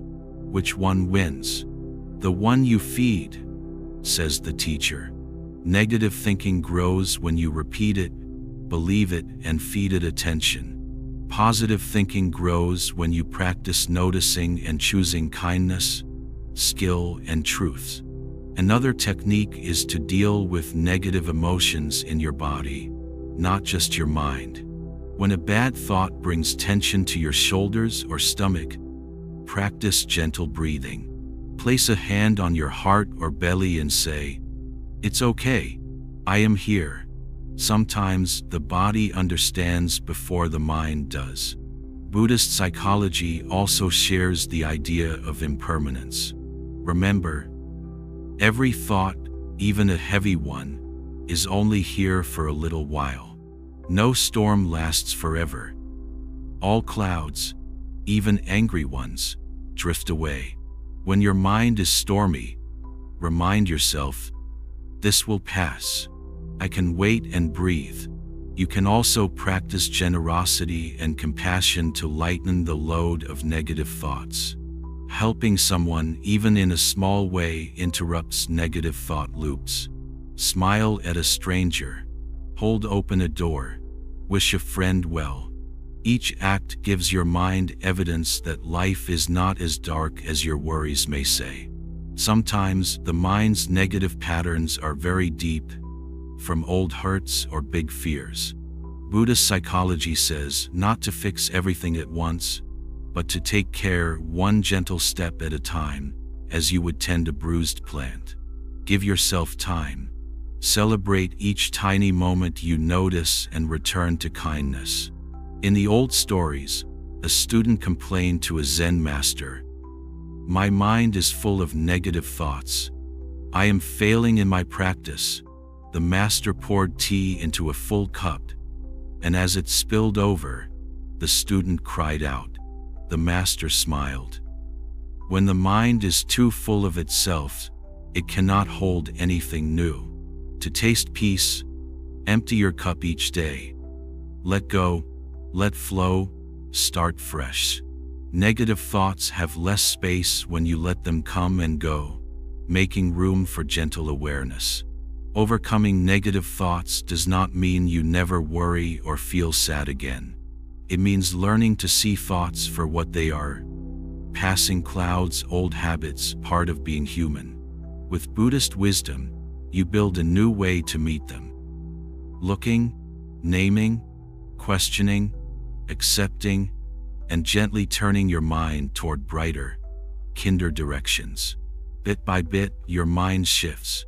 The sky seems wider, storms pass more quickly, and kindness grows where fear used to hide. This is the heart of overcoming negative thoughts, the promise of Buddhist psychology, and the gentle path to a more peaceful mind and life. Cultivating positive emotions. joy, equanimity, and loving kindness. Let's sit together, side by side, as if we are sitting under the soft shade of a tree in gentle spring sunlight.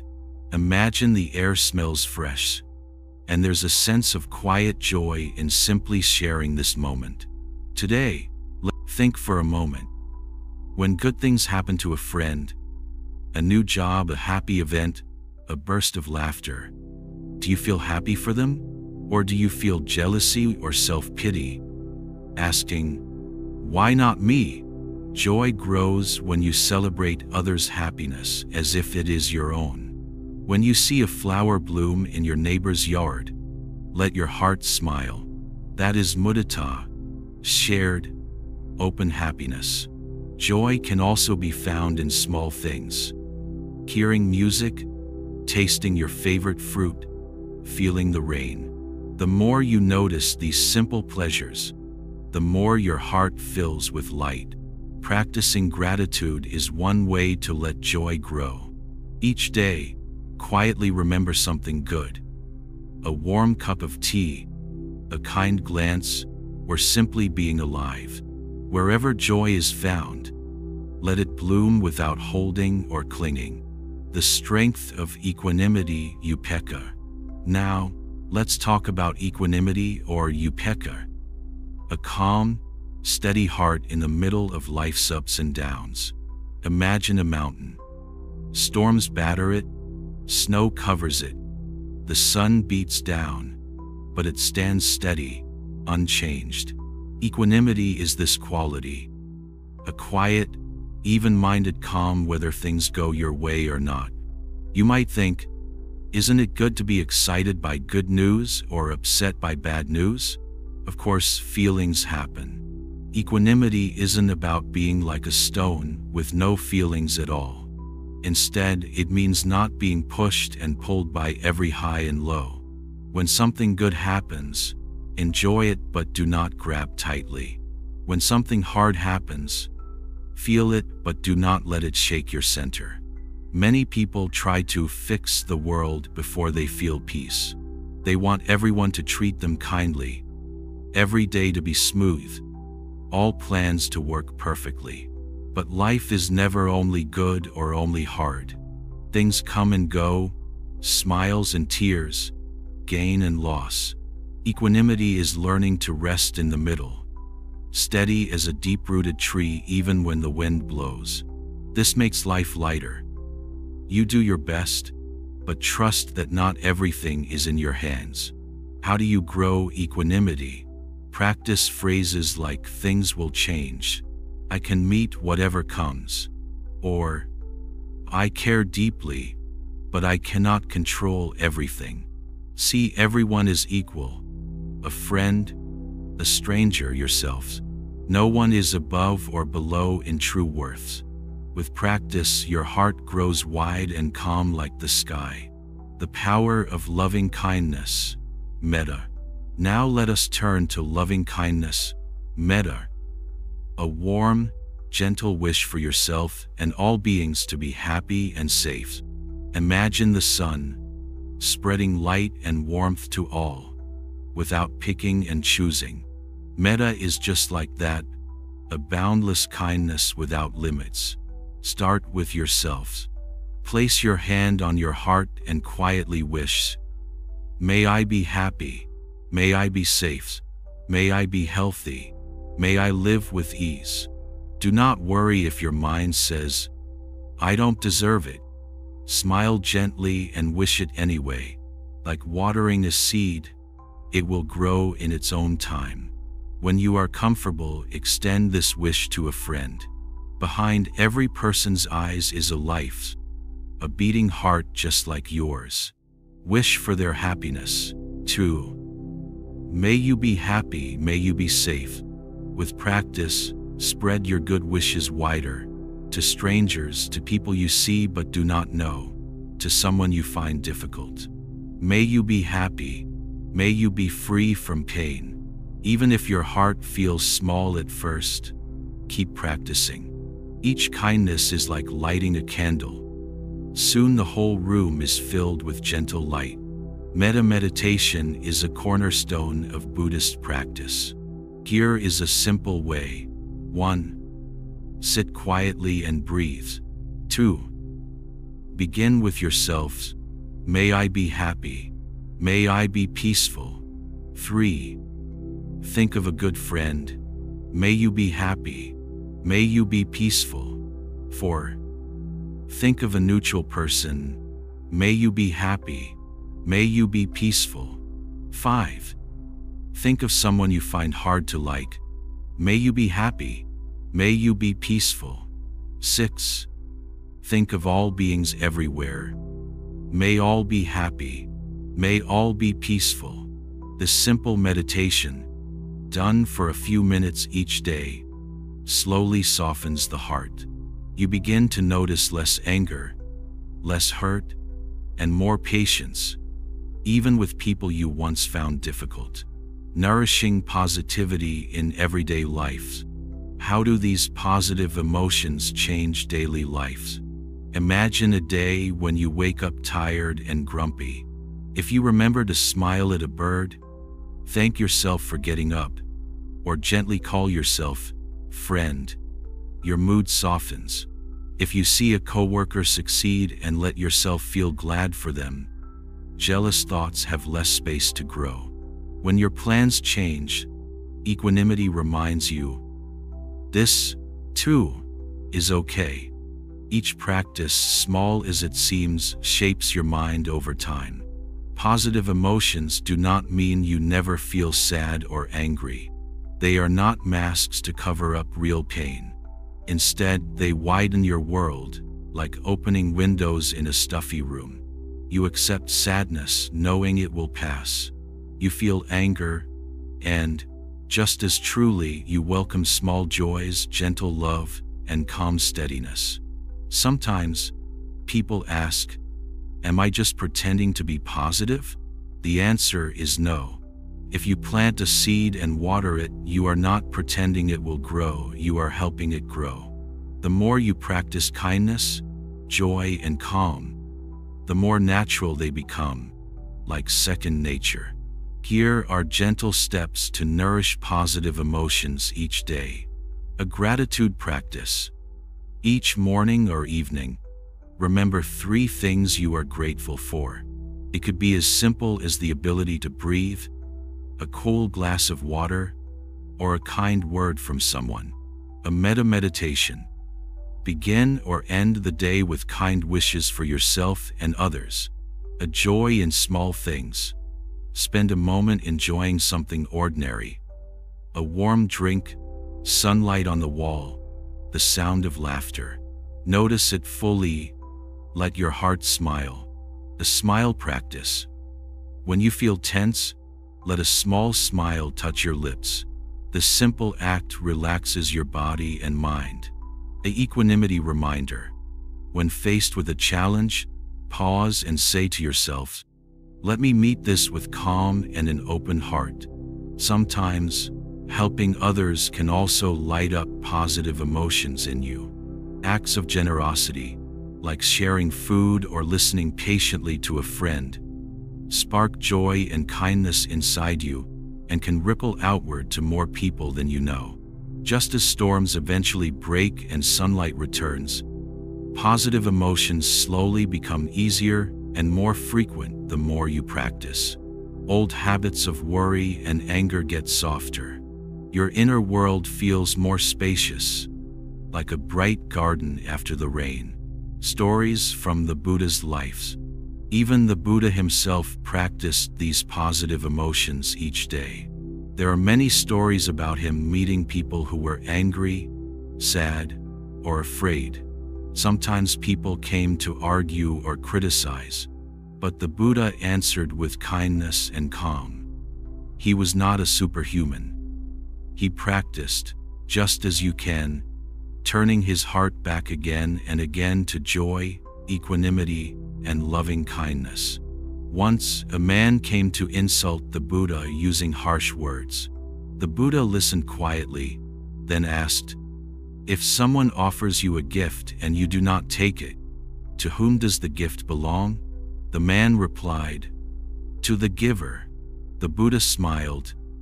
So, I do not accept your anger. It stays with you. His calm was a teaching. We can choose, moment by moment, to keep our peace and kindness, no matter what comes. Positive emotions in community.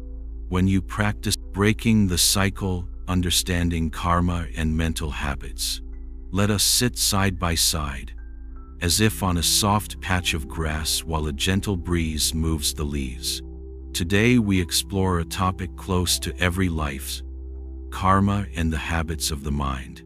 In Buddhism, karma is often misunderstood. It's not simply fate or punishment, not some mysterious force that controls us from outside. Instead, karma is the simple but profound law of cause and effect, like planting a seed and watching what grows. Imagine you plant a mango seed in the earth. If you care for it, water it, and give it time, a mango tree will grow, not an apple tree or a thorn bush. Karma is like this. Every action, whether it is a thought, a word, or a deed, is like a seed. What you plant, you will see the fruit of sooner or later. But let's go even simpler. Karma begins in the mind. A single thought leads to a feeling. That feeling shapes what you say or do.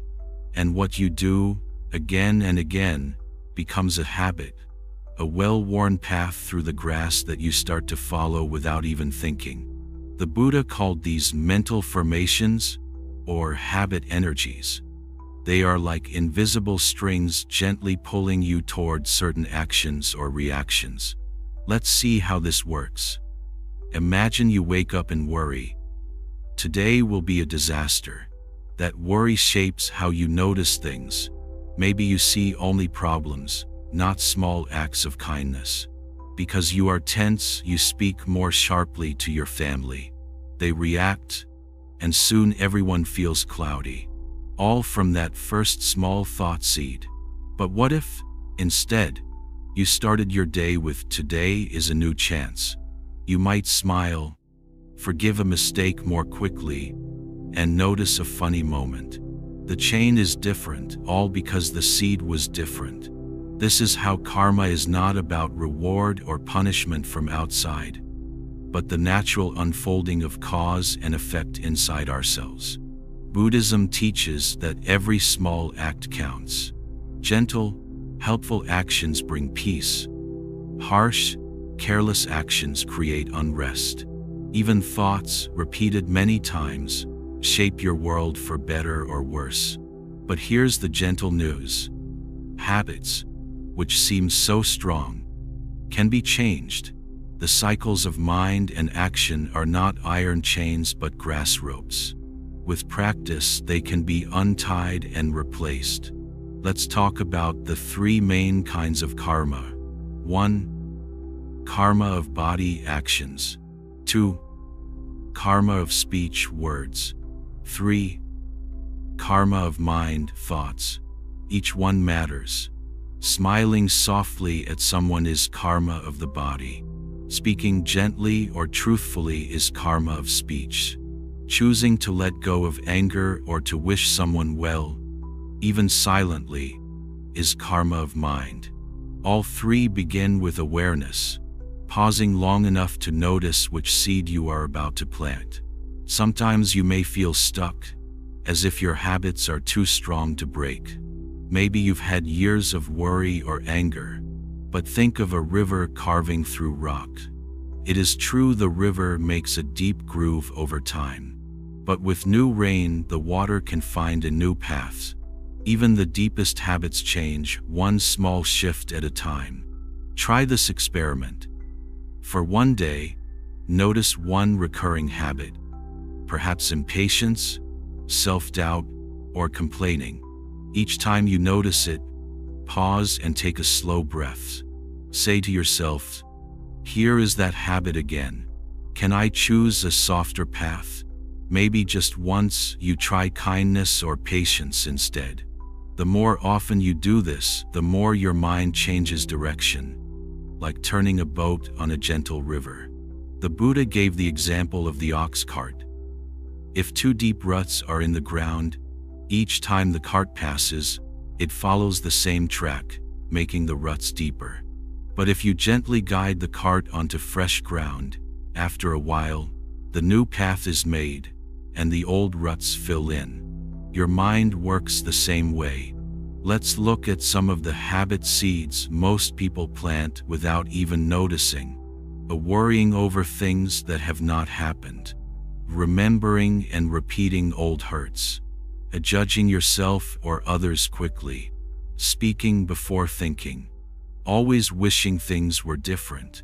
Each habit, repeated, feels permanent, but each can also be softened. If you sometimes feel hopeless, remember, every habit began with a choice made once, then many times. You can start choosing again even now. Buddhist practice offers small daily tools for breaking these cycles. Awareness training. The first step is always noticing. You can't change what you don't see. Spend a few minutes each day simply noticing your thoughts and feelings. Are they peaceful, gentle, helpful, or tense, harsh, anxious? No need to judge, just watch. Gentle replacing. When you spot a habit you want to change, think of a gentle replacement. If you catch yourself worrying, take a slow breath and focus on something steady, like your breath or the feeling of your feet on the ground. If you notice criticism, try soft curiosity. What else could be true here? Forgiveness for yourself and others.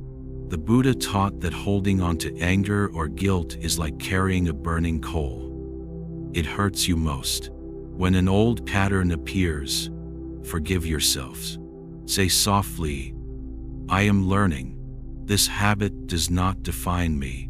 Likewise, let go of old grudges bit by bit. For your own peace, make new small habits. Try to create one small good karma habit daily. Smile at someone you often ignore. Thank your meal before eating. Wish well to a stranger. These are simple seeds that, over time, grow into strong new trees in the heart. Patience. Habits change slowly. Sometimes you'll find yourself caught in an old reaction and feel discouraged. In these moments, remind yourself, even the tallest bamboo started from a small shoot. Every try matters. Learn from mistakes. Each time you fall into an old pattern, use it as a teacher. Ask, what made me do that? Could I choose differently next time? Mistakes become stepping stones, not failures. A story from the Buddha's life shows the power of changing karma. There was once a thief who wished to change. He came to the Buddha and asked for help. The Buddha said, you cannot change all at once, but each day try to steal one thing less, and each day do one act of kindness. Over time, what you do most will shape your life.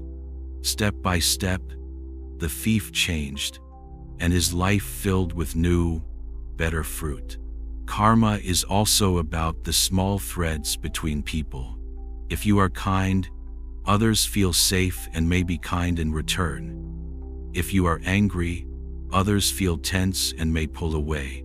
You help shape the mood and habits of your home, work, and community. Bit by bit, you can be the change that softens the whole world around you. You may wonder, what about all the karma from my past? Am I trapped by it? Buddhism answers, no one is trapped forever. Every moment, with every small act, you plant new seeds. Old habits may still flower sometimes, but the more you plant new kinds, the more the garden changes over time. Patience, forgiveness, and steady effort are your tools. Remember, karma is never about perfection.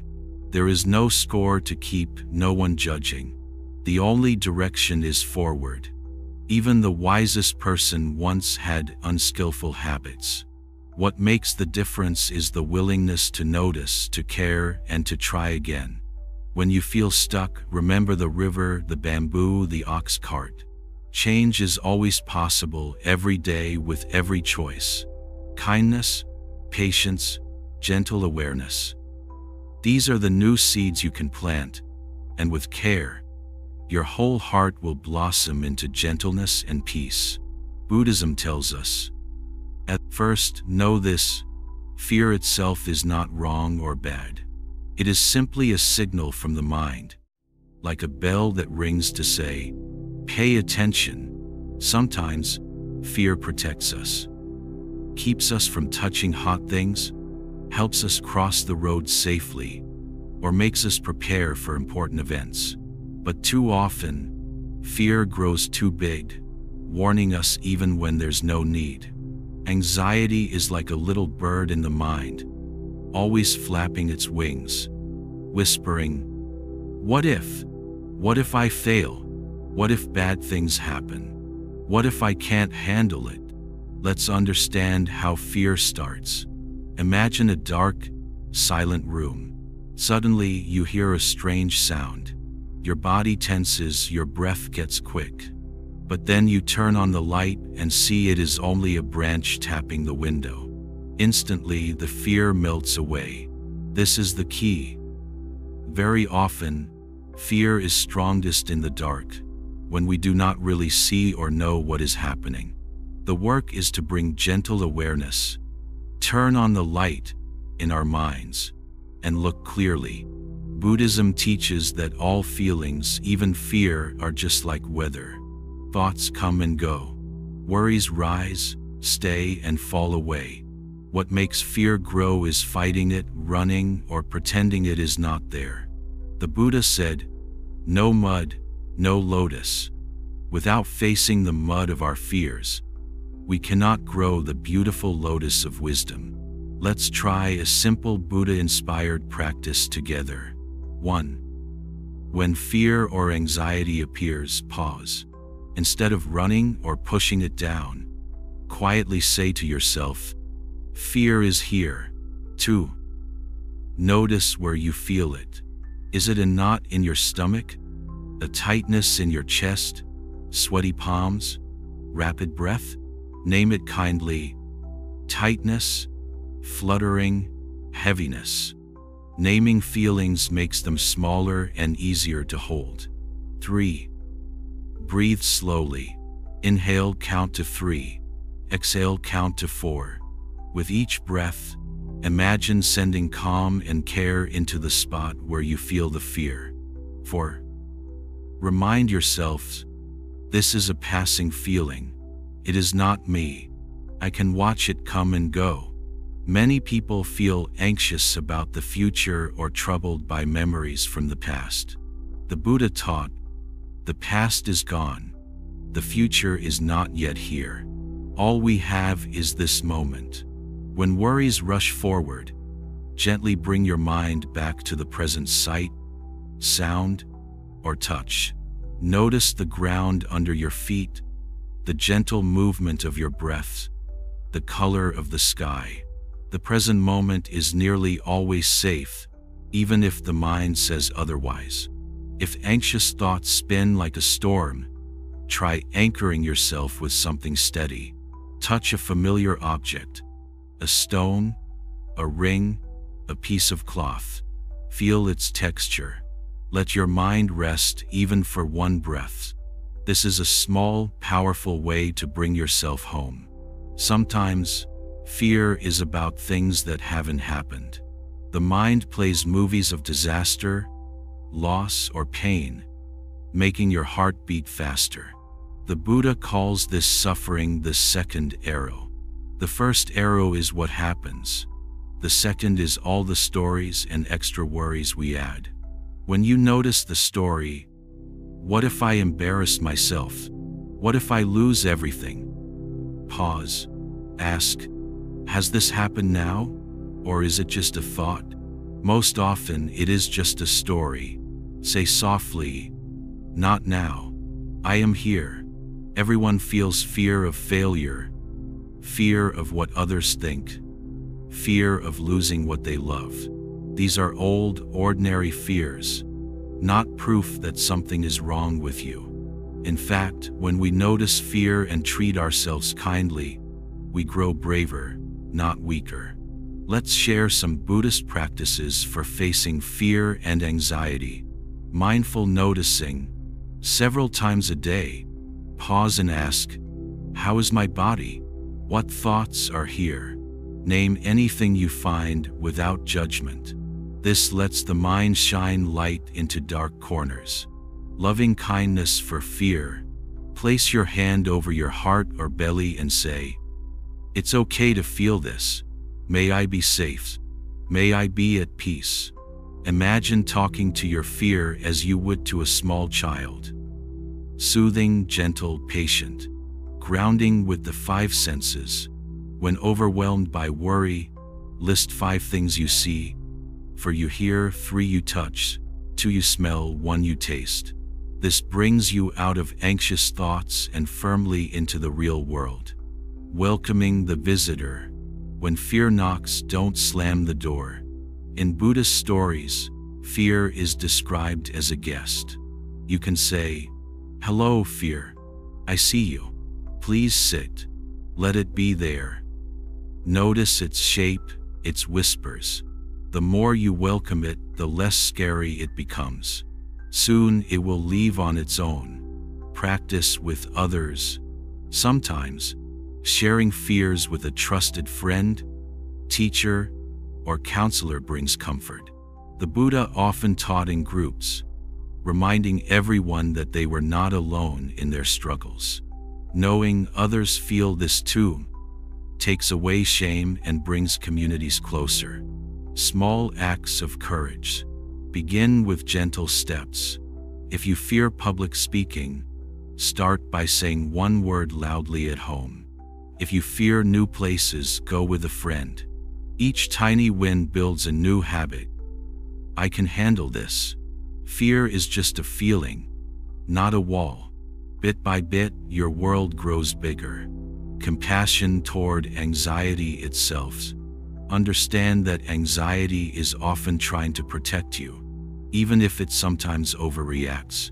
Say, thank you, mind, for looking out for me. I don't need this worry now, but thank you. This changes your relationship with fear, turning it from an enemy into a teacher. Now let's talk about the body and its role. Fear lives not only in the mind, but in muscles, nerves, and breath.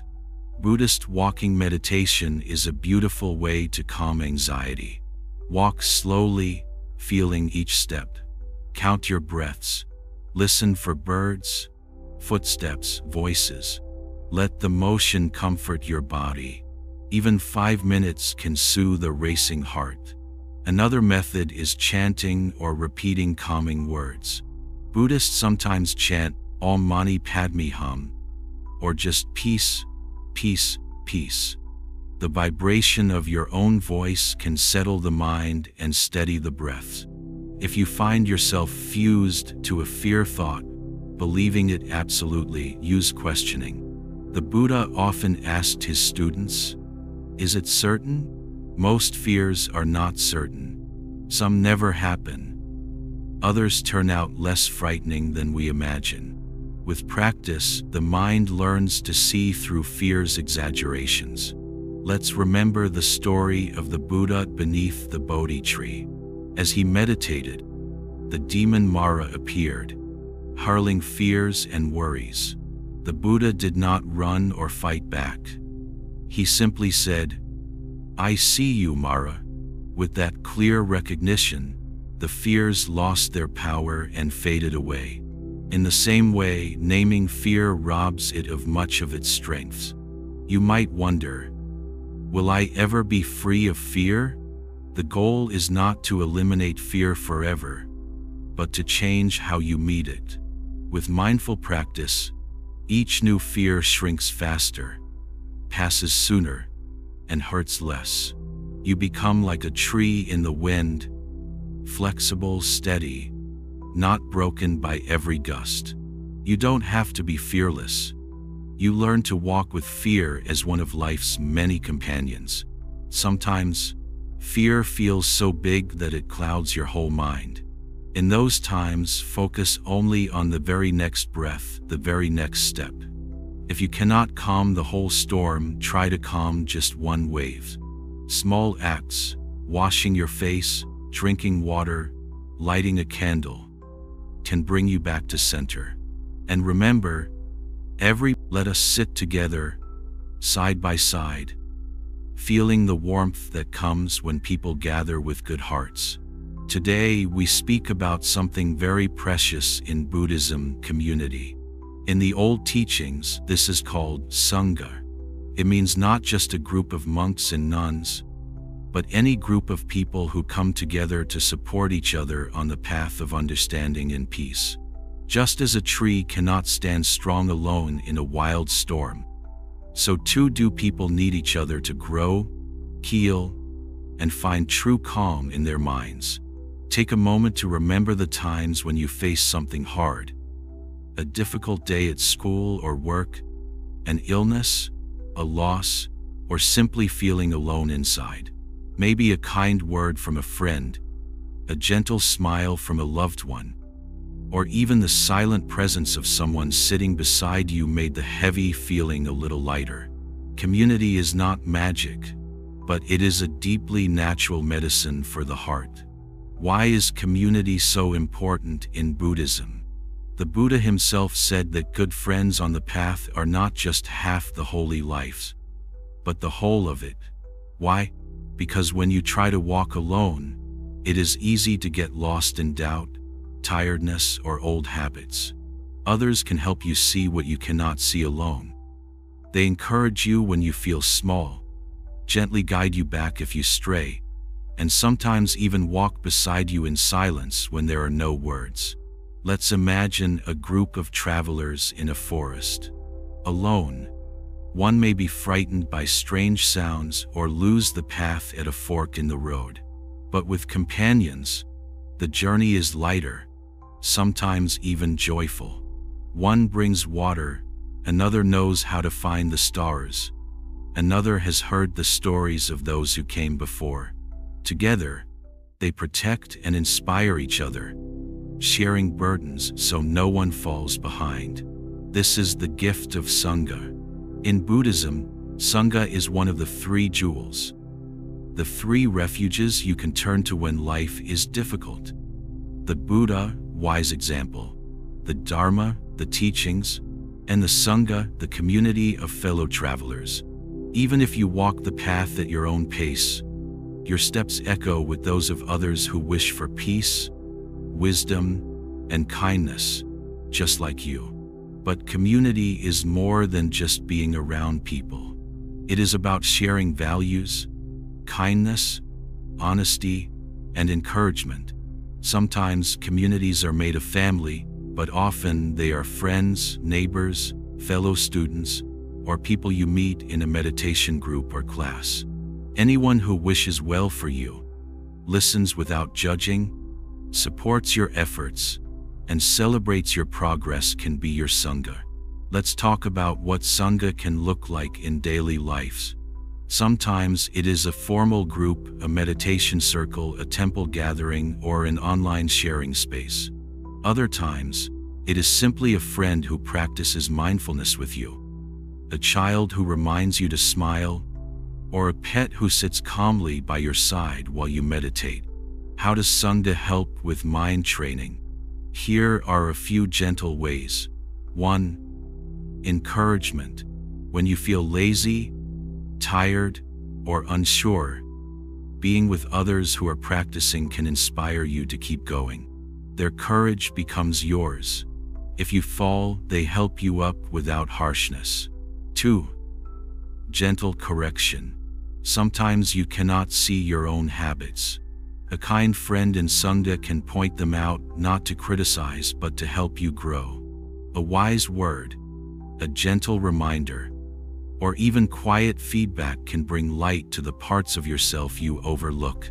3. Sharing wisdom. Everyone knows something valuable. In Sangha, you learn from others' experience, maybe a new meditation technique, a story of patience, or how to meet anger with calm. Learning together quickens understanding. 4. Safe space for honesty. When you feel safe, you can admit mistakes, fears, and hopes without shame. Your Sangha listens tenderly, and you are not alone in your struggles. This honesty is like fresh air, cleansing and strong. 5. Practice together. Meditating, chanting, or simply sitting in silence together strengthens resolve. Sometimes, the shared quiet is more powerful than words. When you are together, you encourage each other to sit a little longer, breathe a little more deeply. 6. Service and kind actions. Sangha is not just for receiving but also for giving. Helping others in your community, making tea, sending a kind note, or listening deeply, grows your own happiness and confidence. But what if you find it hard to join a group? Not everyone has a temple or meditation center nearby. Sangha can be small, just 2 friends who check in each week, or even an online group who supports your practice from afar. It's the shared intention that matters, not numbers or place. Sometimes your mind says, I don't need anyone. I can do it alone. This is a tricky habit. There are times for solitude, but honest sharing with others brings new lessons. Just as a garden grows best with sun, rain, and care, your mind grows more peacefully among good friends. Every wise teacher, even the Buddha, leaned on others for strength and insight. If you feel shy or uncertain, start small. Share your hopes or worries with one person you trust. Ask a friend to sit quietly with you for 5 minutes. Join a class or group, even if just to listen at first. As you feel safer and more open, you will see that everyone in Sangha feels nervous or unsure at times. Together you will all grow. In Buddhism, Sangha is also about living kindly with all beings, not just people who meditate, but everyone you meet. Each person, animal, and even the earth itself is part of the bigger community. Every time you show patience in traffic, forgive a mistake, or care for a plant or animal, you honor this greater Sangha. One famous Buddhist story tells of 5 friends who practiced together, helping each other through doubts, distractions, even arguments. When the Buddha appeared, they listened together and found peace. Their friendship was their strength. Without it, none of them might have succeeded. Sometimes your greatest Sangha is your own family. Other times it is friends, teachers, or even strangers who share a moment of kindness. Let everyone who supports your peace, even quietly, be included. What if you face disagreement or conflict in community? The Buddha taught that harmony is the fruit of patience, listening, and forgiveness. When you argue, practice pausing, breathing, and listening deeply. Agree to disagree, if needed, but hold respect in your heart. True Sangha forgives, learns, and repairs gently. Let's end this reflection with a simple practice. Tonight, think of one person who has supported your growth. Maybe through listening, kind words, or simple presence. Silently thank them, sending a wish for their happiness. Then, think of someone you might support. A friend, a neighbor, even someone you do not know well. Plan one small act. Smile, write a note, check in, help with a chore. Bit by bit, you strengthen both your own mind and the bonds of your community. Community is not a luxury, but a deep human need. Just as fire needs many small sticks to burn bright, so do hearts need one another to thrive. Practice together, comfort each other, grow strong together. In this way, you will find that peace is not a lonely mountain, but a gentle valley filled with kind people, sharing the journey home. Walking the middle path, balance in mind and life. Sit comfortably and imagine you are standing at the center of a quiet path, sunlight dancing among the trees. On both sides are wildflowers and grass, but also rocks and thick roots. This path is neither too steep nor too flat, not too hard, not too soft. It is just right. What does this mean in simple daily life? Many people swing from one extreme to another. Sometimes they work too much, then become exhausted and do nothing at all. Or they try to be perfect, then give up in frustration. They eat only sweets for pleasure, then try strict diets and feel miserable. Some days they are very strict with themselves, other days careless or lazy. But the Buddha teaches us a different way. Balance and moderation in everything. Imagine a string on a musical instrument. If you tighten it too much, it breaks. If you leave it too loose, it will not play a sound. Only when the string is tuned just right can it make a gentle, beautiful tone. Your life too needs that careful tuning. Walking the middle path starts with understanding yourselves. Each morning, ask, how do I feel? What do I need? Not from greed or laziness, but gentle care. Some days you may need rest. Other days you can work a little harder. Not too much, not too little, just enough for your heart and body to feel calm. In food, the middle path means eating enough to nourish your body, but not stuffing yourself or always following cravings. Eat with care and appreciation, pausing to ask, am I hungry or just bored or sad? Choose what is wholesome, but also enjoy a small treat when it brings joy, without guilt. Life is not about rigid rules or wild indulgence, but friendly kindness to both your body and mind. In speech, the middle path means saying what is honest and kind, not hiding your feelings, but not speaking with harshness or anger. If you are angry, try to wait for calm before you talk. If you are silent, check if you are holding back the truth out of fear. Speak as you would to a friend, with truth and care. In learning and meditation, balance is important. Some people push themselves to meditate for hours, then give up when they feel restless or bored. The middle path invites you to practice regularly, but with patience. If you cannot sit longer, be okay with short, gentle time. If you want to learn more, do so, but rest when you are tired. Your path is not a race. It is a gentle walk, step by step. Emotions, too, call for balance. If you feel sad, you don't have to push the sadness away or drown in it. Notice it, listen to yourselves, but do not become lost in sorrow. When happy, enjoy your feelings, but let go of the urge to grasp too tightly. Everything changes, and balance meets both joy and sorrow with an open, steady heart. Relationships grow with this balance. Sometimes you may give too much to others, forgetting your own needs. Other times you may be too guarded, missing the joy of sharing. The middle path asks, am I caring for others and myself? With friends, family, and everyone you meet, look for a kind, gentle balance. Neither always saying yes, nor always hiding your heart behind no. You may wonder, does the middle path mean living a plain, boring life? The answer is no. In fact, balance brings richness and joy. When you are steady and open, you enjoy pleasures more because you do not cling to them. You meet difficulties with calm because you are not afraid to feel. The middle path is the most alive way to live. It welcomes everything, but is trapped by nothing. Let us look at a simple story.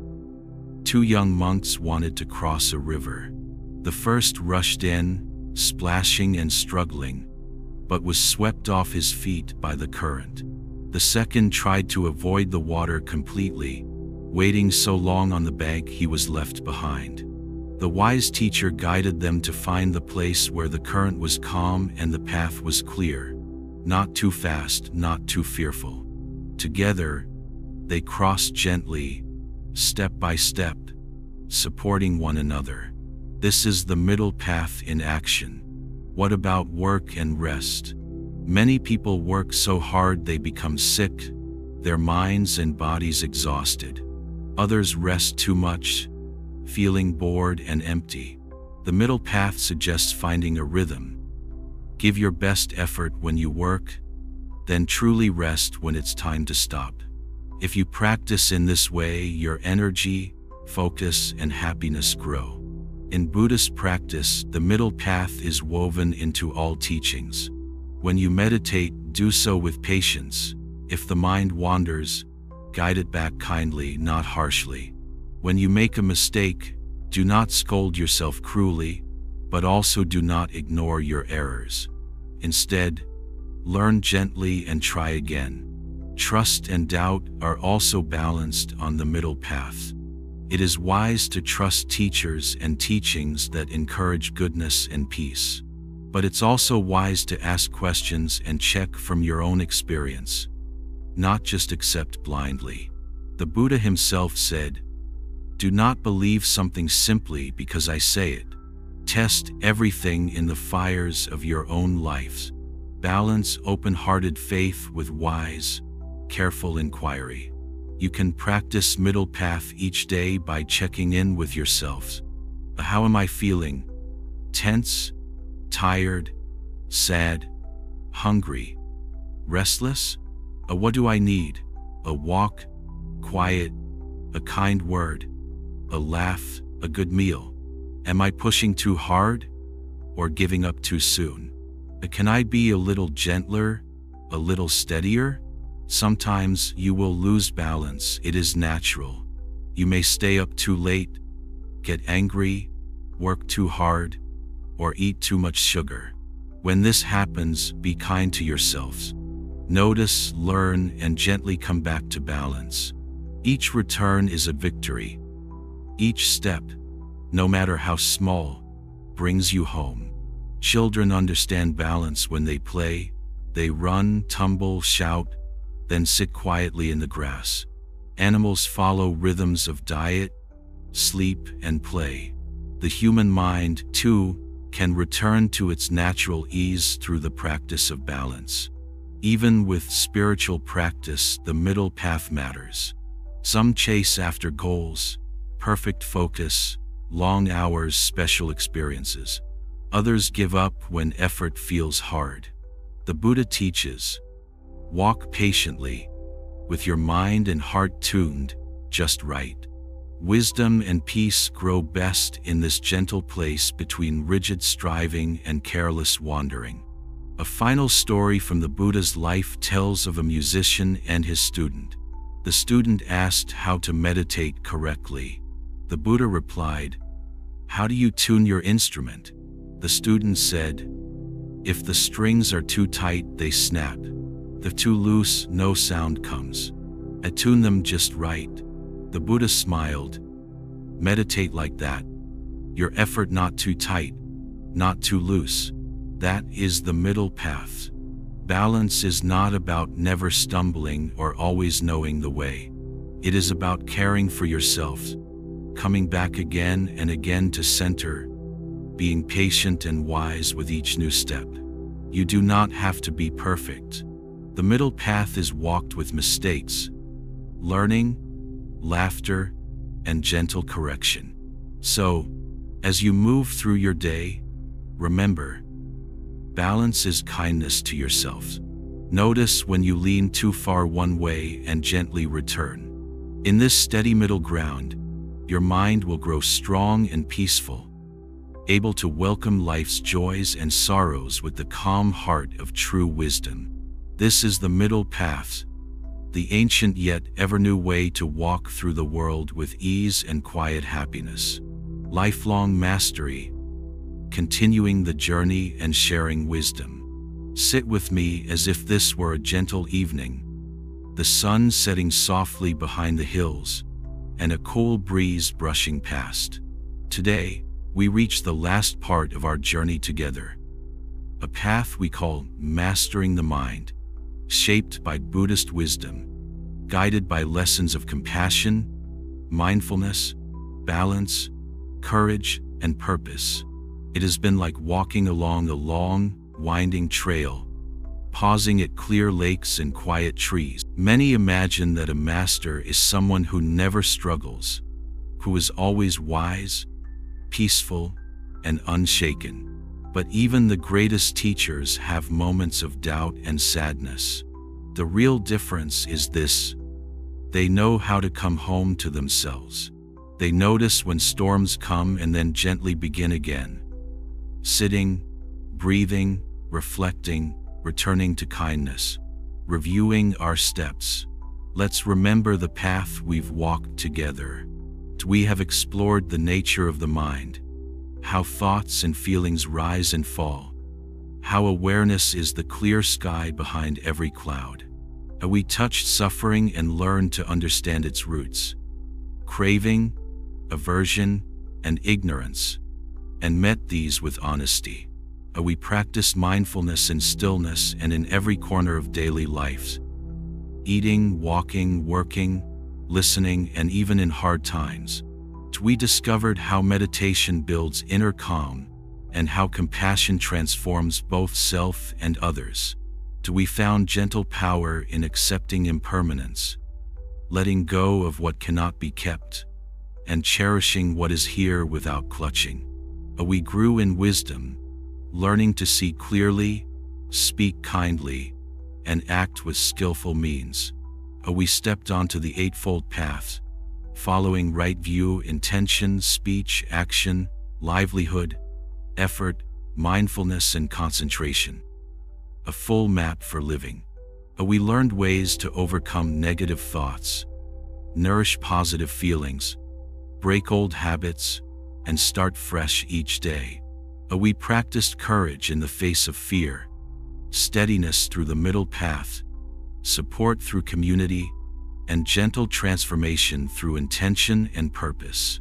All of these steps form a circle, a path that begins and ends again, each lesson spiraling deeper the more you practice. There is no finish line, just the next honest breath, the next small kindness, the next mindful step. The power of small practices. Every great change comes from small steps practiced daily. Mastery is not doing something once with perfection. It is returning again and again, without shame, no matter how many times you forget. When you wake up, pause for a breath before the day rushes in. When you eat, taste with awareness. When anger or sadness visits, say, "Ah, here you are." Meet them not as enemies, but as parts of life. This is real mastery, knowing how to begin again always. Even the ancient teachers forgot and returned, stumbled and tried again. There are stories of enlightened ones who washed floors with care, helped children, comforted the dying, and faced their own rough moments with humble honesty. There is no need to hide your mistakes or chase after some impossible ideal. Your willingness to return, again and again, is itself a sign of deep mastery. Sharing wisdom with others. When you practice these teachings, not with show or pride, but with quiet, everyday effort, others are touched. Sometimes you will notice, sometimes you may never know. A kind word, a patient listening, a moment of calm in an argument, all ripple outward. This is the gift of Buddhism. The peace you grow in yourself is never just for you alone. It is for your friends, your family, your community, and, bit by bit, for the whole world. The Buddha's last words were, "Be a lamp unto yourselves. Shine your own light, whatever its brightness, into your corner of the world." You do not have to be a preacher, a teacher, or a monk. In daily actions, listening, forgiving, helping, caring for yourself and others, wisdom grows. Even when no one sees, your light eases the darkness in someone's heart. If you wish, invite others to practice with you. Share gentle reminders, stories, or simple moments of mindful peace. Sometimes, your calm is the quiet inspiration another needs on a difficult day. When you fall, let others lift you. When you rise, help others do the same. Continuing and returning, it's always enough. There will be days when all this feels easy, sunlight pouring in every window. There will be days when the mind feels dark and tangled. This is normal, it means you are alive. Do not wait for all struggles to end before you are ready to live with mindfulness, wisdom, and compassion. Practice right where you are, in whatever season your life is in. As you continue your journey, be gentle. Celebrate your small successes. Forgive yourself for forgetfulness. Remember that even the smallest act of kindness, a smile, a gentle breath, an honest "I'm sorry," is enough. With each return, the mind grows steadier and the heart grows softer. An invitation to all.